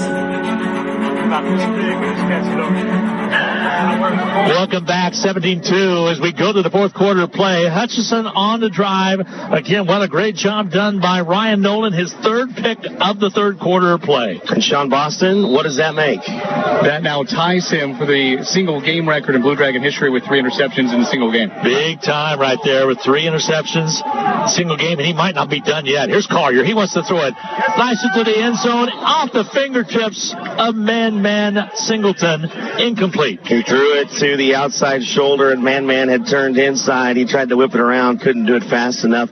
Those 3 interceptions we're talking about, 2013, go back to a game against Coffeyville. 10 years ago. When Jalen Myers had 3 interceptions. And Myers with 3 picks in that one right now. Again, freshman free safety Ryan Nolan with 3 picks in this quarter alone. 14:56 to go in the third. Collier with a 3rd down and 4 from the 10-yard line. Hudson on the Iowa Central 10. There's the snap. Collier wants to keep it. It's a quarterback draw on his own all the way down to the 6. It'll bring up a 4th down, and he can pick the first down to the 5 if he wishes. 3rd down and about 2. They're going to send out Cole Seagraves. Here comes Seagraves out and see if he can drill one here and make it a 20-2 lead, and that would basically be a 3-touchdown lead to some extent. Last time going this way, a 24-yarder got blocked. The other direction, he did drill one from 40, but had one come up short from 53. It'll be marked at the 15. It's a 25-yard chip shot right here for Cole Seagraves, the All-American for Hutchinson, out of Maize, Kansas, former Maize Eagle. Roper says, are you ready? Here's the snap, a little high snap. The kick is up and on its way. Roper got it down in time, and it's good. Your score, 20-2 with 14:06 to go in this fourth quarter of play. Blue Dragons with the lead. Back for the Blue Dragon kickoff right after this 30-second timeout on the Blue Dragon Sports Network on Country 102.9. Pools Plus is so excited for the 2023 Kansas State Fair. Stop by the Big Tent Caddy Corner from Lake Talbot, and you'll find the biggest selection of all the newest American Whirlpool spas. Come on down to the fair and the Pools Plus tent for the best deals around. Pools Plus is sure to find the perfect spa for you and your loved ones. Find the same great fair sale going on in-store at Pools Plus, 21 East 1st in downtown Hutchinson. Outdoor living doesn't start until you call us at Pools Plus.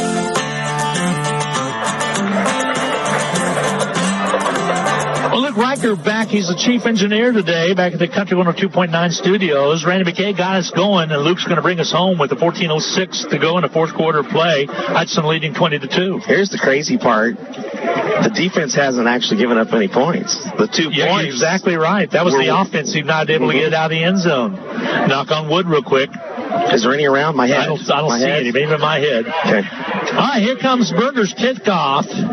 Nestus Berger out of Australia. Have you ever talked to him, Darren? Oh, yeah. A little Aussie. I had to take out the accent when taking into account his name pronunciation. Okay. I can't say it like he says it and still be right. I got to use the American Get a little chap in there, maybe. Maybe Keith Urban could help you out. Here's a end over end kick. Take it at the 1 yard line. Out of the end zone to bring it. He didn't just right at the 1. Steps forward across the 20. Positive yardage out to about the 21 yard line. That's where the Tritons will set up shop. 1st and 10 for the Tritons as we're inside of 14 minutes now. Hutch number 1 in the nation with a 20-2 lead over number 5, Iowa Central. Glenn Grunwald, again, also Darren Dunn, Double D. You can catch him on My 93.1 in the mornings. And you can catch Sean Boston with his noon sports reports on BW Radio and a little bit of everything. Again, he's assistant sports director. If you haven't met Sean yet, be sure and seek him out and say hello and welcome to the Blue Dragon Sports Caster group. New quarterback. Yeah, we do have a new quarterback back in there to throw it. He'll heave it on the outside. Was there an injury that we didn't know about? Incomplete pass. We'll double check it real quick. Tossed it for will be number 10. And that will be Taylor. Trayvon Taylor out of West Palm Beach, Florida. He's a redshirt freshman, 5'11", 164. We'll check into the contest. So just 1 for 4 now on the season passing. So they're seeing if he can provide a little bit of a spark right now, Darren, as it's a 20-2 lead, an 18-point lead for the Blue Dragons in this fourth quarter of play. Hudson defense has been stellar today. Bent, but did not break. Here, back to pass. Caught over at the 25 and drilled immediately. Saunders picks it up. Picks up 5, I believe. Check and see where they're going to mark it. It'll be just a pickup of maybe 3. 3rd down and 7. Guy Silverstein is on the sideline, so he's standing upright. So I'm not sure if it's injured or not. He just does not have his helmet, but he is standing behind. Yeah, Jesse just decided to make a change, I think, or at least for this series, possibly. It feels like a white flag moment almost, which is rare for Montalto. 3rd down and 7 to call for the Tritons of Iowa Central. We are live from Dodger Stadium in Fort Dodge, Iowa. Well, moving on the left side, a flag on the play. It's a free play for Taylor. He throws it down, and incomplete pass. So he had tried to go for the home run and would have been caught at about the 40. Good coverage over there on the sidelines for the Blue Dragons. So offsides is the call. We'll carry with it a 5-yard penalty. It'll be third down and short. Jumping across a little bit for the defense. They whistled Sherman, the linebacker. For Taylor, he takes a shot at the end of that one. So if anything, welcome to the game, Quentin Williams. Third down and 2. 3rd and 2 right now for Iowa Central. He'll clap his hands, low ball for snap, and he's going to be dropped for a loss all the way back to the 20-yard line. Just enough of a hiccup, and coming in big time was big number 45 out there. Michael Williams Jr. was one of the players back there. I think they're going to credit Nyland Jones with his first sack of the season. Had 2 Blue Dragons on him immediately. 4th down and 9. Loss of 7 on the play. It was a low snap by the time he got the ball there in the cavalry. It came for the Blue Dragons. Remember, the Dragons, number 1 in the nation in that sack category defensively. That's going to send Trey Richardson back at his own 44. Here comes the punt away. Richardson's going to take it. He takes it at the 40. Steps up at the 50. Cuts to the inside now, right down the middle of the field, all the way to the 30-yard line of the Tritons. And Hutch will set up shop 1st and 10 from the Triton 30-yard line. Nice return by Richardson. Boy, he was anxious for that ball to get to him, wasn't he? Yeah, he's been looking for his touches in this game, and they've been few and far between. He almost had one there, just needed to break one more. So 1st and 10 for the Blue Dragons to see if they run a little clock here. Just run the ball. They did it well in that 3rd quarter, took it all the way down. Right now, 12-12 to go in this 4th quarter of play. Hutch leading at 20-2. We felt good about this one, but Iowa Central, again, to be ranked number 5, you got to do something right, and they have been this year. The turn to give the read around the right side. He's upended right at the line of scrimmage. Might have eked out a half a yard, but he goes topsy-turvy over there on a tackle, taking his feet right up from underneath him. Out of the safety spot, Eli West just came through faster than all get out for his first full tackle for a loss this season. Reed will be substituted for. Coming in will be Amaris Shaw, freshman running back out of Winter Park, Florida, wears number 9 on the jersey. His first appearance today is set up on the right side of Collier. Turns, gives it to Shaw, straight away running all the way down to about the 24-yard line. Nice pickup right there for a 5-yard pickup. Brings up a 3rd down and 5 call. 2 tutties last week for Shaw, 170 yards. Comes in averaging 7.7 yards per carry. And into the ball game, also coming in now will be number 39, Jaron Napoli at the tight end spot. He'll come in. Checking into the ball game as well will be Tristan Smith. He'll split out wide on the right side with man Singleton. Napoli's been just so good at pulling out of that tight end spot and clearing some space. We've seen him have a couple of pancakes in this one. Again, Dimitri Whitlock on the left side. There's a carry, keeping it on the ground to about the 30-yard line. Brings up a 4th down situation. Shaw carries it to about the 21, excuse me. So 4th down and about 2. Yeah, the offense is going to stay on the field this time. You kind of built up enough of a lead. No need to get another 3 here. Might as well put the dagger in while you can. And you can eat another minute off here as the clock's moving along. 10:26 to go in the 4th quarter of play. 4th down and 2. Collier, the quarterback, wants to throw the football. Steps up, still has time. Rules to the right side. Throws it all the way to the end zone. Has a receiver out there. Incomplete pass. Out of the end zone. Smith was the intended receiver. Iowa Central will take over 1st and 10 from that spot. If that ball goes 1 yard, not quite as deep. If it's underthrown by about a yard, Smith has an opportunity to maybe drag that back foot, but it was just a yard too deep for him to get there and get a foot down. 1st and 10 Tritons. as Hutchinson will set up defensively. 20-2 if you just tuned in, with 10-11 to go in this fourth quarter of play. Triton took a 2-0 lead on the safety back right at the end of the first quarter of play. The Dragons got a field goal, a 40-yarder from Seagraves to make it 3-2, and then they extended that lead at the end of the second quarter of play. A little raindrop starting to hit here a little bit. We're exposed. On the throw it on the outside, catch is made at the 30, trying to get him out of bounds. Sanders makes the catch, gets out of bounds the far side, stops the clock with 10:03 to go. He came in with 12 receptions, 5 of those for touchdowns, and the Dragons have given up a lot of receptions to Sanders in this one, but they've held him, for the most part, in check. Clock at the 10:03 mark. 1st and 10 for the Tritons.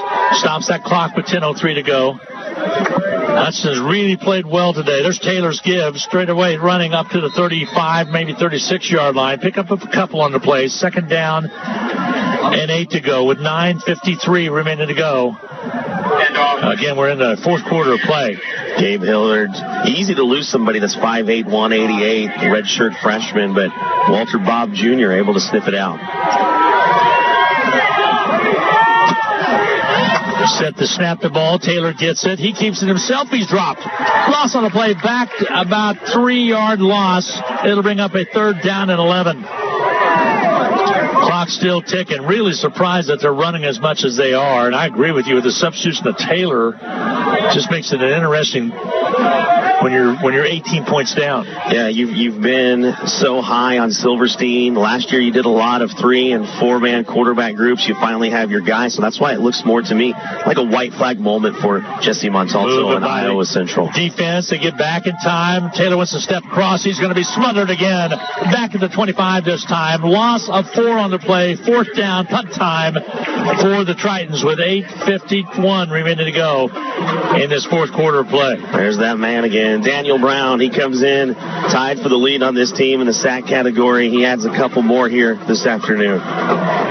Just about 8 more minutes to go for this defense for the Blue Dragons to get a week off, basically. They'll have a bye week next Saturday. They will not play. They'll turn around and get set to take a week off and get ready for Coffeyville. Starting to sprinkle a little bit more here. There's the rugby-style kick, gets it away. Drives the Dragons all the way back to the 23-yard line. Up the field they go, and Trey Richardson trying to do the return right there. Gets it all the way to the 41-yard line. It looks like he was about to break it loose. Ethan John has got enough of him there to stop him in his tracks.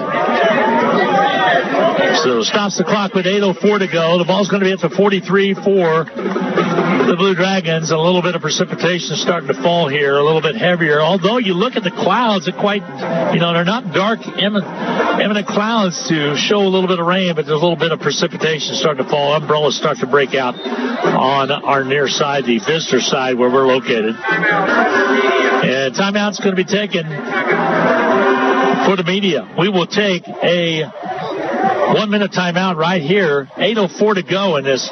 Again, the fourth quarter play. Hutch leads at 20-2. Back in 1 minute on the Blue Dragon Sports Network. HutchCC Sports is brought to you by the Sportscaster Club members. The Summit of Hutchinson with Drs. Lowen and Severud, Wade Patton Insurance, Vernon Chiropractic Center, Barkley Plumbing, Ryan and Robin Swanson of Phoenix Restoration, Lowen Corporation, Todd and Cindy Miller of Homestead, Man Wyatt Tanksley Injury Attorneys, Dr. Robert Epp of the Hutchinson Clinic, and Hickory Stick Barbecue and Catering Company. These Sportscaster Club members help provide funds for HutchCC scholarships. With more than 70 academic and over 40 technical programs, Hutchinson Community College is your choice for an outstanding education. Take classes in Hutchinson, McPherson, Newton, or online. You'll love the small class sizes and award-winning faculty. Plus, they're affordable, convenient, and flexible. Call 888-GO-HUTCH or email admissions@hutchcc.edu today. Hutchinson Community College, your education destination. when I loaded up the Honda to make our trip up here, Darren, I easily could have grabbed that umbrella out the back of my vehicle right now. Feels pretty good, a little bit of precipitation, but we're going to get into the postgame as soon as we possibly can with 8:04 to go in the fourth quarter play. 20-2, the lead right now, a 18-point lead for the Blue Dragons. Yes, had I known you wanted to put us outside of the bleachers, we would have packed the canopy. We could have had a table with tablecloth. Well, I didn't decide till I got up here. I know. By the way, that timeout was taken. They said it was immediate timeout. I have not heard of that this year. Maybe that's in the Iowa ranks. And now Hudson will come out with a 1st and 10 of their own and get set here. Try to put this one away. It's a weird spot to have it just because you didn't have one in the first half at all. So an imaginary one that pops up in the fourth quarter makes you wonder. And I'm unable to see on the scoreboard where any timeouts are to some extent. So we will see what takes place here. Again, Iowa Central content just to kind of wait some things out. There's a drive by James. Wayman James all the way up. He keeps rolling. I mean, rolling up to the 50. He's short of the first down by about 2 to 3 yards. Nice drive. 20-7 right there. A big drive. And we just were indicated on an offensive line driving. It was Javen Richardson from a freshman out of redshirt freshman out of Baton Rouge, Louisiana. Baton Rouge just kept driving, giving Williams a chance to move that ball up to the 50. Second down and 2. They'll throw it. They'll lob it across. Catch made by James. He has the first down. Steps out of bounds at about the 40. That'll stop the clock with 7:22 to go. Note they say he stayed in bounds, so the clock keeps moving. Wise job by Williams on the catch over there to take it in and hold and keep it in. That's Jordan. Wayman Jordan, excuse me. I said James. I apologize. It's Wayman Jordan Jr. Did a great job out there. He is out of Pensacola, Florida. Zambia High School. And he was activated this week, starting to get some action. Boy, they're Hutch going deep with the running backs. There's again a run around the right side, inside the 30-yard line, all the way down to about the 25-yard line on the run. And that's going to be Quentin Williams. You know what Hall of Fame running back is from Escambia? My favorite football player of all time. Has to be a Tampa Bay Buccaneer. Well, no, actually, before I moved over to the Bucs, Emmitt Smith. Oh, Emmitt's a good one, man. Number 22, the Double Deuces. Yes. He is also one of my favorite. So the first down now for the Blue Dragons with 6:23 to go. 1st and 10. Hutch right now looks to just run it out if they possibly can. Would maybe like to tack one more on for the pollster, so to speak. Right now leading at 20-2. Hutch on top. Glenn Grunwald along with Darren Dunn and also Sean Boston. There's a carry around the left side. And carrying it quickly around that left side is Jordan Jr. Wayman Jordan Jr. with a nice run. And you can tell the posture of the defense right now kind of saying, okay, this one's possibly over. We got to get ready for league action. It'll be starting next week. Well, when you depend so much on that front four to get a push for you, and all four of them are standing there with hands on their hips. They sure are. Look at them. You know there's that defeated feel to it. I mean, there's got to be pride here for the Tritons to not give up a late touchdown, but it's leaning that way. Collier, the quarterback, he's went the whole way. There's the give to Reed. Reed dances around, takes it all the way down to the 15. Going to be really close to the first down. They're seeing a few new faces. Sam Hauser getting in there on the tackle for Iowa Central. Well, we've already pretty well zeroed in on our 37 Pritco player of the game by way of the defense being Ryan Nolan. The offense is still left to decide, but I'm leaning toward Collier because he's called a great game out there, along with his offensive coordinator's called a great game. Movement, free play, possibly for Collier, goes long, catch made, touchdown, Blue Dragons. That one from 16 yards out. Collier connected. That goes to Smith, and you're going to just call that one off. They're going to bring everybody back, but it's got to be an offsides, I believe, against the Tritons. They made it look so easy, just so composed. Both guys, Collier and Tristan Smith, he knew he was going to have to tightrope that sideline, and he did it with ease. Smith just got it done right there, and he's a heck of a ball player. He is out of LaGrange, Georgia. 6'5", 200-pounder, skinny kid, but 200 pounds nevertheless, makes it 26-2 after the offsides was called. I hope you like dessert because that was the icing on the cake. That was, and I do like dessert. We're going to find some place to get some ice cream from. Dan Nacarado, we always get ice cream after a Blue Dragon victory. Here's the kick on its way by Seagrave. It's up and it is good. And your score with 4:54 to remaining to be played. Hutchinson 27, Tritons 2. Hutchinson to answer with 27 unanswered points. Back with more right after this 30-second timeout on the Blue Dragon Sports Network. Ensuring your quality of life is not just a slogan or a promise, but a mission we strive to achieve daily for everyone that walks through our doors at Hutchinson Regional Medical Center. Whether it's an emergency, a procedure, or a regular wellness exam, you deserve to receive the best care possible, and you'll find it here at Hutch Regional, where our priority is always you. Visit our website at hutchregional.com or call us today.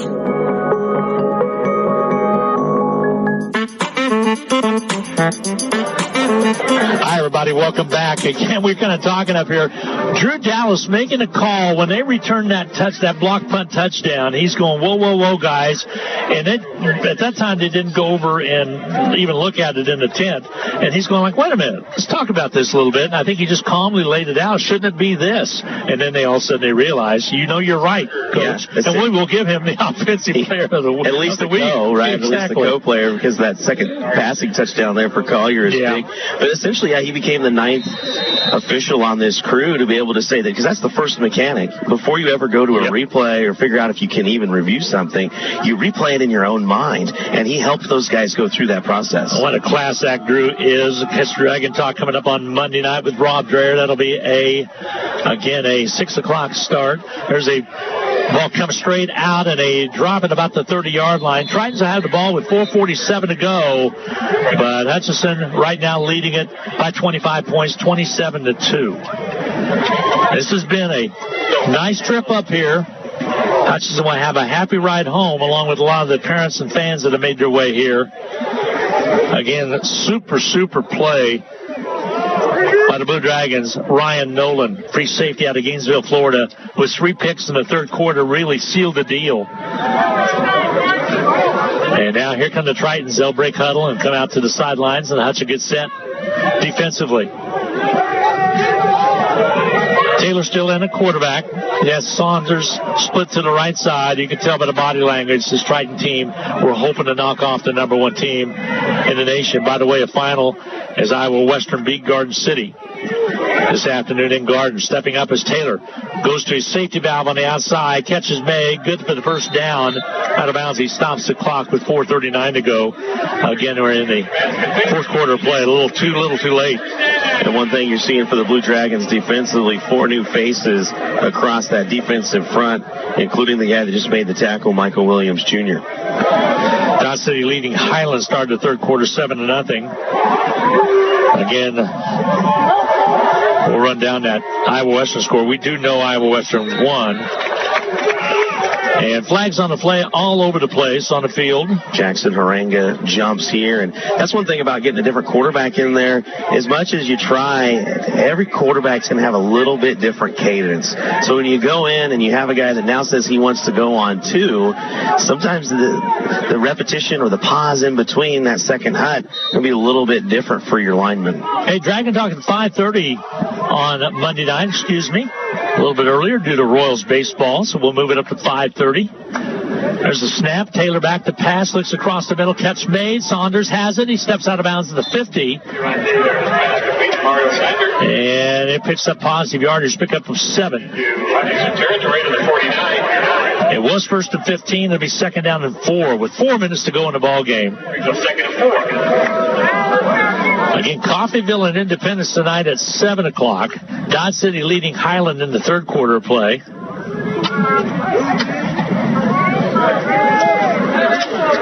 Hudson leading here 27-2. 44-27 was your final Iowa Western with a big victory, 16 points in the fourth quarter for the Reavers. Back to pass, Saunders. Catch made, but did he drop it at the last second? No, they say it was made for the catch. They'll mark it at the 42. Knocked away. Got knocked away, yep. And guess who? Ryan Nolan there again. Ryan's dad was here. I think he told me he has a brother, that Ryan has a brother that plays at Iowa State. So he was over there yesterday with him and made the quick drive over here. He stayed in Des Moines. I didn't get to ask him who his favorite MLB pitcher was. There you go. Because I have a guess. Could be. The name would give you a little bit of a hint, wouldn't it? That's what I'm looking at. Just turning it backwards. Taylor steps up in the pocket, and he'll be met at the 50, and a flag comes in. Big face mask by Rudy Vargas Jr. It'll carry with it an automatic first down. With 3:28 remaining to go in this fourth quarter of play. So Hutchinson came up here. They worked out at Memorial Stadium over in Nebraska. I bet that'll open up some eyes. By the way, Nebraska getting beat by Colorado. I think that score was 23-7. Face mask again. So Sean Boston on the sideline, a pretty good effort by the Blue Dragons in the second half of play to kind of take care of business. Absolutely, guys. And the defense right now pitching a shutout, and that's what they're trying to keep right now. They have not allowed any points here today. Iowa Central threatening, but the Blue Dragon defense trying to come up with a big stop here to close this one out. Yeah, that carries it all the way to the 32. Clock rolls again, 3:25 to go. Hutch defense trying to step up in a big way. But it'd be a happy bunch of Blue Dragons headed home today, and along with fans and family as well, and also 3 broadcasters. There's again the Saunders trying to turn the edge. He does, and finally he's going to be shoved out of bounds on the far side. Pick up a positive yardage, however. Stops the clock with 3:08 to go. So we got Dragon Talk coming up at 5:30 on Monday. We'll have the first Reno County Coaches Show and more coming your way on BW Radio at 6 o'clock. Both of those will be available in the podcast portion after they are completed. So if you're not around to be able to listen to them, you can catch them on HutchPost.com. Just go to the podcast. Matter of fact, you can catch all our news events, news stories, sports stories, a little bit of everything. And we also had the pregame countdown to kickoff on there today if you want to go back and listen to that as well. Saunders in motion is sling it out to the outside, catches May, but loss on the play. Maybe back to the line of scrimmage. Second down and 5, it looks. The third down and 5 is what it looks like. Michael Barlotta, his 11th reception on the year. He doesn't have as much production as Mario Sanders, but he is that number 2 receiver when it comes to receptions and targets on the year. Speaking of Sanders, 36-14, your final Colorado over the Big Red of Nebraska. So Nebraska starts the season at 0-2 with the rule era, so to speak. Saunders off to a great start at 2-0 with the upset last week of TCU. Here's the snap, back throwing a slant pattern. Caught, but tackled immediately right around the 25-yard line. That was a 2-yard pickup, and we're inside of 2 minutes now with 1:52 to go. Stay with us on the post game. We'll do a real quick stat wrap, and then we'll go down on the field. Again, as Sean Boston will catch up with Coach Dallas. We'll be able to talk to Coach Dallas as well, as we have a secondary ear monitor down on the field that will provide you and I, Darren, to ask him catches questions if we wish. So the clock stopped with 1:44 to go. 4th down and 5 here. Taylor, the quarterback.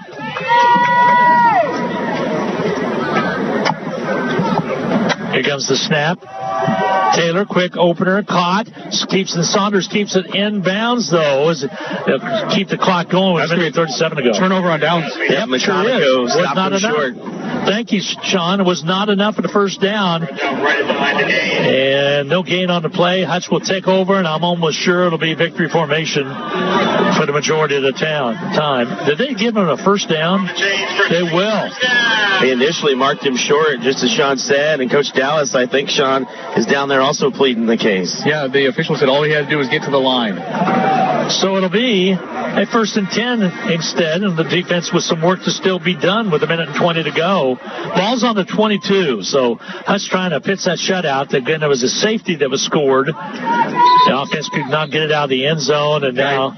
Guys, Drew's going to challenge He's going to? Wouldn't you? Well, I would too. Why not?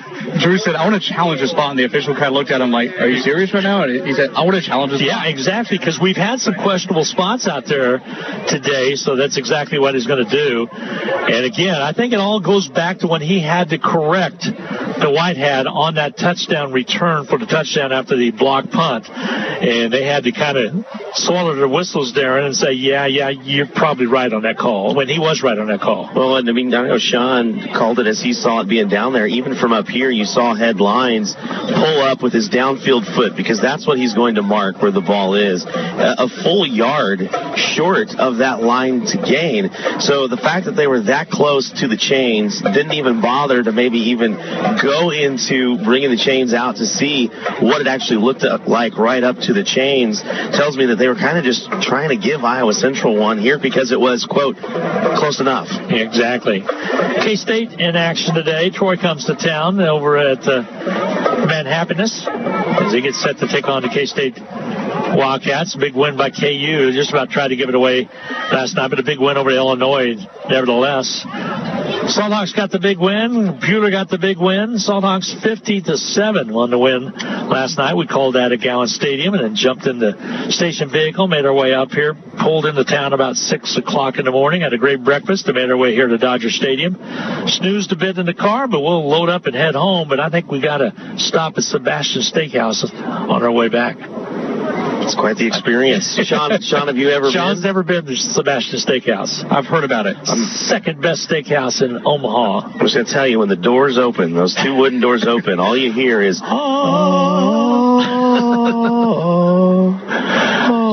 still questioning the call over there. And that's Darren Dunn's best imitation of a monk singing with 1:20 remaining to go here. And there's mood lighting. I'm glad Sean's going to be there. Yes, he was. Last time we were there, it's I felt like it was you and I. Yes. I didn't know how to feel about it. Yes. 1:20 remaining, 27-2. Hutchinson with the lead by a 25-point margin.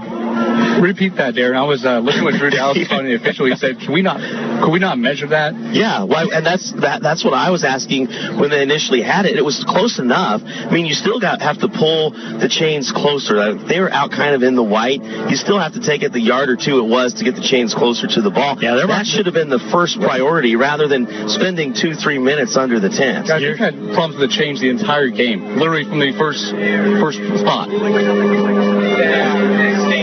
And the fact that it stands means that they couldn't find anything conclusive. Exactly. 1:20 to go. It'll be a first down and 10 on the 22 from Iowa Central. And Iowa Central, just as much as anybody, says, hey, you know what?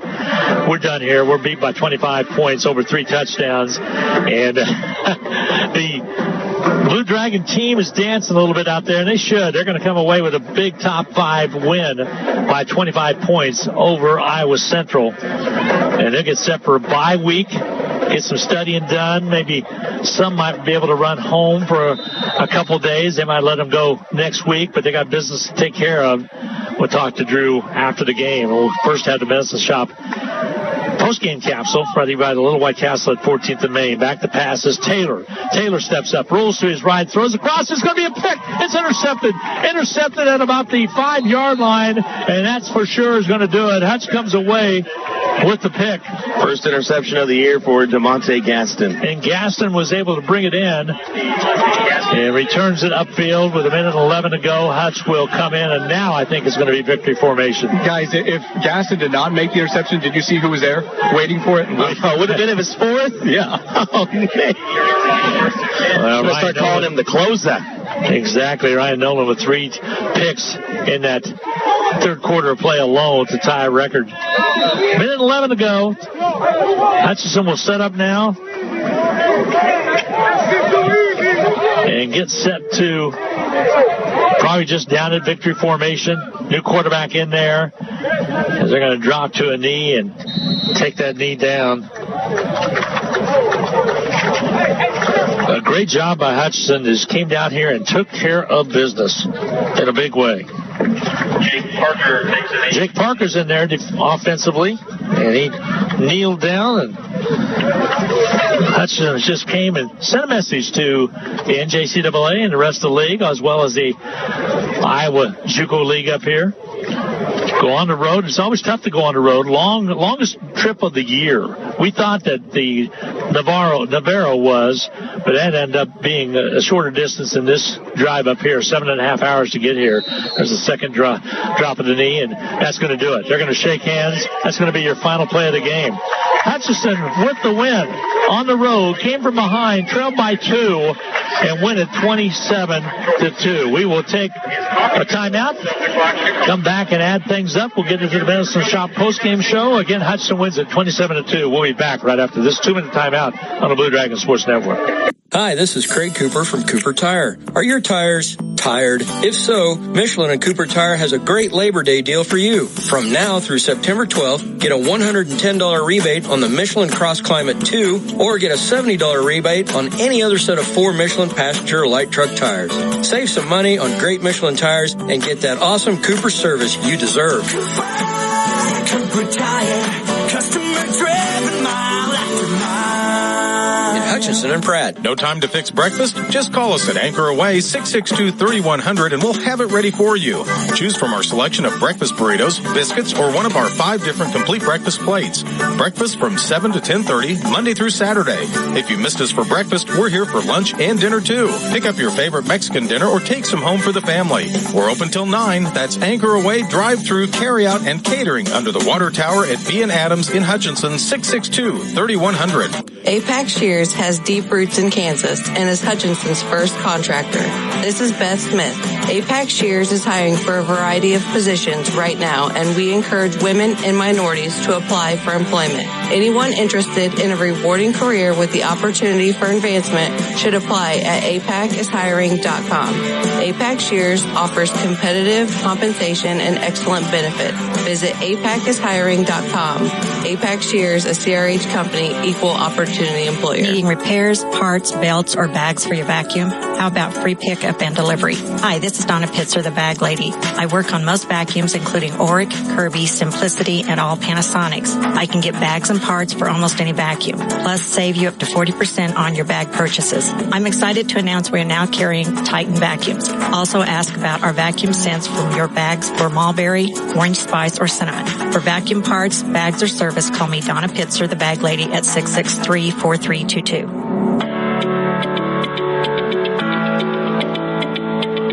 Everybody, welcome back. We go into the postgame. Again, it's time for the Medicine Shop postgame capsule. Quickie stats brought to you by Steve Carpenter as well as the Medicine Shop in Hutchinson. Hutchinson's final score was 27-2. Hutchinson was 63 plays on 382 yards.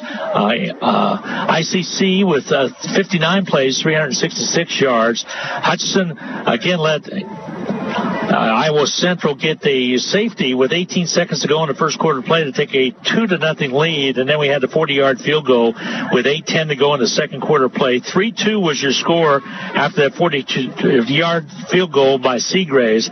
We go to the 36-second mark of that second quarter play, and Hutchinson's man Singleton, Oren Singleton, with a 16-yard pass from Collier on a slant pattern. Collier threaded a needle in the corner to make it 10-2 after Seagraves kick. We go to the third quarter. Collier again with a touchdown run this time, a 29-yard run, made it 17-2 with the Seagraves kick, and then we turn around the fourth quarter.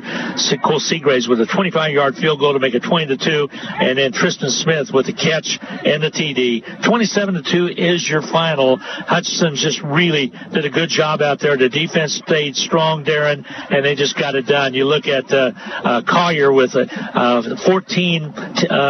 Let's check this real quick. He gained 117 in net yards at 107. He was outstanding rushing as well as throwing the ball, 11 out of 20 for 176 yards and 2 touchdowns, plus he rushed for one of his own. He is your 37 Printco offensive player of the game, along with Coach Dallas making a call on that call as well. Just a great effort right there. And you look at the rushing. Collier again with 117 yards on 14 totes. Epton with 11 carries, 47 yards. Receiving, Singleton with 4 catches for 48 yards, and Beeson with a great catch, 54-yarders on that long one. He had 80 total with 3 catches, and Tristan Smith with a touchdown as well, 3 catches for 40 yards. Just a great opportunity there. But the hero defensively, again, was Ryan Nolan.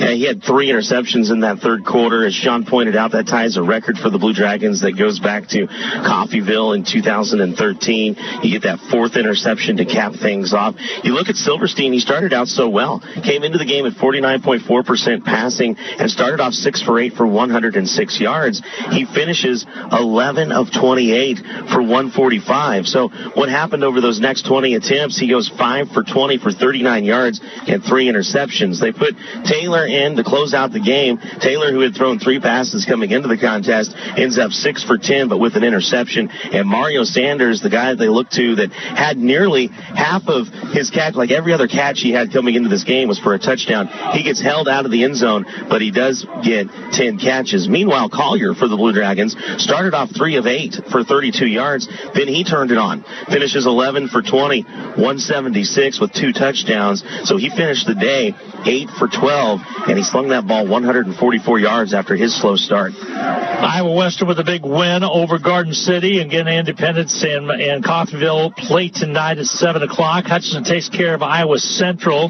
here. K-State with the winner over Troy, 42-13. Colorado a winner as well over Nebraska today. That's some interest going on in the great state of Nebraska, 36-14. And it's just a good outing. We're waiting for Drew to make his way over to chat with, and here he comes to chat with Sean Boston. But a great day of football here at Fort Dodge, Iowa, finishing up with a 27-2 win. Thank you very much, Darren. We're going to get set to take a break. We'll get into the postgame and get set to talk with Drew Dallas right after this timeout on the Blue Dragon Sports Network.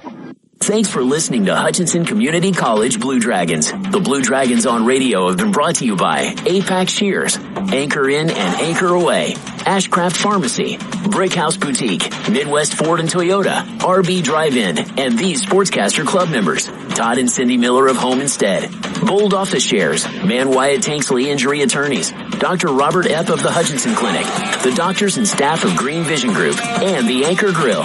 Be listening for more exciting action of the Hutchinson Community College Blue Dragons on Eagle Radio. It's time for the Coaches Show as we take a look back at today's game from the viewpoint of the Blue Dragons head coach. The Coaches Show on Eagle Radio is brought to you by Cooper Tire. Our chat comes up after this timeout. Hi, this is Craig Cooper from Cooper Tire. Are your tires tired? If so, Michelin and Cooper Tire has a great Labor Day deal for you. From now through September 12th, get a $110 rebate on the Michelin Cross Climate 2 or get a $70 rebate on any other set of 4 Michelin passenger or light truck tires. Save some money on great Michelin tires and get that awesome Cooper service you deserve. Cooper Tire, customer driven mile after mile. In Hutchinson and Pratt. 27-2, your final. Hutchinson wins it over Iowa Central. Iowa Central, number 5 in the nation. Sean Boston's with Drew Dallas down on the field. Sean? Coach, we'll start off with the first opening minutes of this contest. You guys get the ball first as Iowa Central wins the toss to first and second half. You get the football first. You're driving down, have a chance for a field goal. It gets blocked and taken back. Let's just talk about that. And they initially give it a touchdown, and then you come out in the field, rightfully so. Walk us through that. Well, that ball was blocked, and it landed in the end zone, so it should be a dead ball, not able to advance it, number one. But then there was all the cluster of no whistles, and then both teams are walking off the field. One guy scoops it up. There's, substitution issues that are going on, and so there was a whole lot of stuff more than just the result of the play. And sometimes it just takes time to get those things worked out and ironed out, and a clear train of thought for the officials to kind of think through that. Your defense was so close last week to pitching that shutout. Get a shutout here today. Officially, you get the 2-point safety, obviously, but the defense comes up big again. Yeah, we danced in that locker room like they pitched the shutout without a doubt. I mean, they threw up the goose egg there and didn't allow a really, really, really good offense that, we lost sleep over this week to score, and they rose up to the occasion again. Did an unbelievable job in the first quarter, just keeping that momentum, hanging on, and not letting it go one way or the other. But those guys have continued to step up, play lights out. They rushed the passer. They put guys in the backfield, and then tonight they made a ton of plays down the field and forcing those turnovers and making the picks. You knew Iowa Central likes to throw the football. Ryan Nolan, let's talk about that third quarter, 3 interceptions. He has almost had that fourth one there. Wasn't picked off there. But let's talk about the defense, and came up huge there when they needed to, force a lot of turnovers. Yeah, I mean, Ryan's huge, and he's instrumental in our defensive backfield. I mean, at the safety position, he gets everybody lined lined up, makes a lot of calls, communicates. He's an extremely savvy football player, former quarterback in high school, and he's the field general for us out there on the back end, and just did a really good job tonight disguising some looks and getting over the top of some things, and he's got great ball skills, and it showed. But yeah, unbelievable game by him. It was fun to watch. Drew, real quick, Glenn Grunwald up here along with Darren Dunn, and his dad was up here, and he's pretty doggone excited what his young son did. He came to watch the other son over at Iowa State, but he was here. He was a pretty happy dad up here. Yeah, he should be. He should be proud of that young man, obviously on the field, but also off the field, because, Ryan brings it. He's a professional at what he does each and every day, on the field, off the field, and it's great to see the success and love it that his family was here to support him today. Your defense pitched a shutout in that second half, did a great job after they got the safety, but your defense kind of rose to the occasion, gave a little bit, but they never broke. Yeah, they did an unbelievable job. I mean, just getting after it and not getting too high or too low on some things. And even offensively, I thought our guys responded well. We had a great first drive and ended with 0 points, and that's always disappointing. We talk all week about how we got to put points on the board in that first drive, and then kind of a freak incident that switches the momentum, and then, don't move it and don't get down and score, and then all of a sudden we hit a stride offensively that felt like, hey, once we got there and hit it and kind of forced through the initial awe of the game and the start, that our guys really settled in. But when your defense is playing like that, I mean, it allows you to do that offensively. Coach, listen, I have some old referee stripes I can give you if you want to be that extra person on the crew next time. Walk us through some of that. How do you approach those things in a calm and collected manner when it really could be a big momentum change to start a game like this? Well, I mean, I guess you're far enough up in the box, but there was nothing calm and collected about it originally. So, I think the initial reaction is always different than once you get to process things, and I think it's the same thing for those officials. I mean, just a freak incident that probably happens once out of every 5 years officiating, and they just kind of let it play on, and then, start working through the situation in your head and replaying it, and that's kind of the same thing as a coach. Initially you're reacting off what you're seeing, and the emotions are high, and then you get to sit back and talk them through it, and once you get to communicating with those guys, you get those problems worked out. But obviously that was a big momentum deal, from the get-go of the game. Coach, we're going to step aside. We'll come back and talk about 2 weeks from now. We have next week off at the bye, but we'll talk about Coffeyville. We'll be back right after this. Hi, this is Craig Cooper from Cooper Tire. Are your tires tired? If so, Michelin and Cooper Tire has a great Labor Day deal for you. From now through September 12th, get a $110 rebate on the Michelin Cross Climate 2, or get a $70 rebate on any other set of 4 Michelin passenger or light truck tires. Save some money on great Michelin tires and get that awesome Cooper service you deserve. Cooper Tire, customer driven mile after mile. In Hutchinson and Pratt. And getting back to this Sean Boston on the sidelines with Coach Drew Dallas. Coach, bye week coming up this coming weekend, and then Coffeyville comes to town 2 weeks from today, and that'll be the first night game at Gowan Stadium for some of these guys. Yeah, we'll be ready to be back at Gowan's, and and under the lights. We've had 2 long road trips against ranked opponents to start the year, 2 out of 3 games, and there's nothing like being home at Gowan's and having the sport there. So we're looking forward to that, and we're going to be able to get a lot of things accomplished and cleaned up in the bye week, because quite frankly, we need to. Coffeyville, they came in a lot of anticipation that they're going to have another really successful year. Off to a sluggish start right now. Do you know much about the Red Ravens here as we're done with 2 weeks now? Not a whole lot.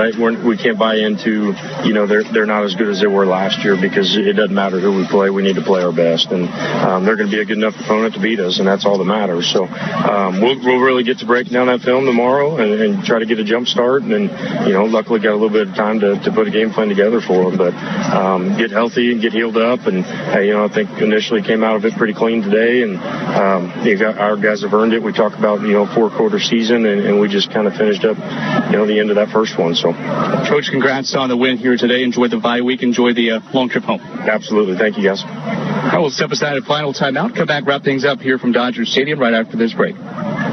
Hi, this is Craig Cooper from Cooper Tire. Are your tires tired? If so, Michelin and Cooper Tire has a great Labor Day deal for you. From now through September 12th, get a $110 rebate on the Michelin Cross Climate 2, or get a $70 rebate on any other set of 4 Michelin passenger or light truck tires. Save some money on great Michelin tires and get that awesome Cooper service you deserve.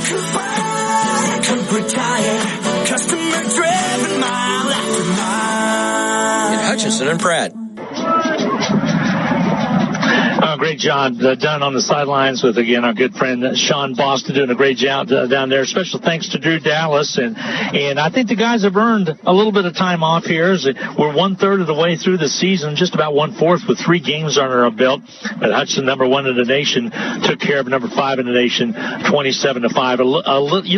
That touchdown could have really changed some things, Darren Dunn, when taking it all the way back. Had been a lot of adrenaline on the Iowa Central side, but that could have maybe popped the balloon a little bit. And you picked up something in the third quarter that I failed to see, was the hands on the hip by that offensive line and the Tritons, and then plus quarterback change late in that third quarter to really kind of seal the deal. Yeah, there's a reason you always talk about your weakest link, and once you let one guy do it, and now you have 2, 3, and 4, and they're part of your whole front line, you see a difference. You see shoulder slumps, hands on the hips, and it's a trickle down effect for those guys. And once you're mentally out of it, you're donezo. By the way, Jesse Montalto now just 2-6 against the Blue Dragons in his coaching history. Exactly, and 8-1 are the Blue Dragons in their history against Iowa Central. Getting a nice win up here as they did a couple years ago against Iowa Central. Plus last year, that one went overtime. This one was decided in 4 quarters and decided decisively 27-2 was your final. So we'll set the stage for you coming up with football action coming up by way of the Coaches Show, the Dragon Talk at 5:30 p.m. on KWBW coming up on Monday night. Also, you can catch that in a podcast formation, or you can go to kwbwradio.com and also listen to it there. And then we'll turn around with the Reno County Coaches Show coming your way on Thursday night. Sean Boston, Rob Dreher, and myself will have Steve Warner on with Bueller, as well as we'll have Mike Vernon on as well with the Salthawks of Hutch. They got a big win last night, 50-7. It mixed in between there, we'll have a Chris Kleiman show as his Wildcats are off to a great start, 2-0, and they go to Mizzou next week. We'll have that on Wednesday night as well on My 93.1 as well. And then we'll be back with high school football coming your way next Friday as the Salthawks travel on the road over to Mays South for football action. Dan Nacarado, Sean Boston, and myself will bring all the action to you. So special thanks to Luke Riker back at the station along with Randy McKay. Appreciate it, guys. We've got a long drive home, but it's going to be a happy one as Hutchinson comes away a winner, 27-5. Please enjoy the rest of your Saturday afternoon. Be sure and go to church tomorrow and enjoy each other's love, because nothing is guaranteed in this life. Again, Hutchinson comes out a winner here, 27-2. So long, everybody. That's the Coaches Show with the Blue Dragons head coach on Eagle Radio. The Coaches Show has been brought to you by Cooper Tire. Thanks for listening to Blue Dragon Sports on Eagle Radio.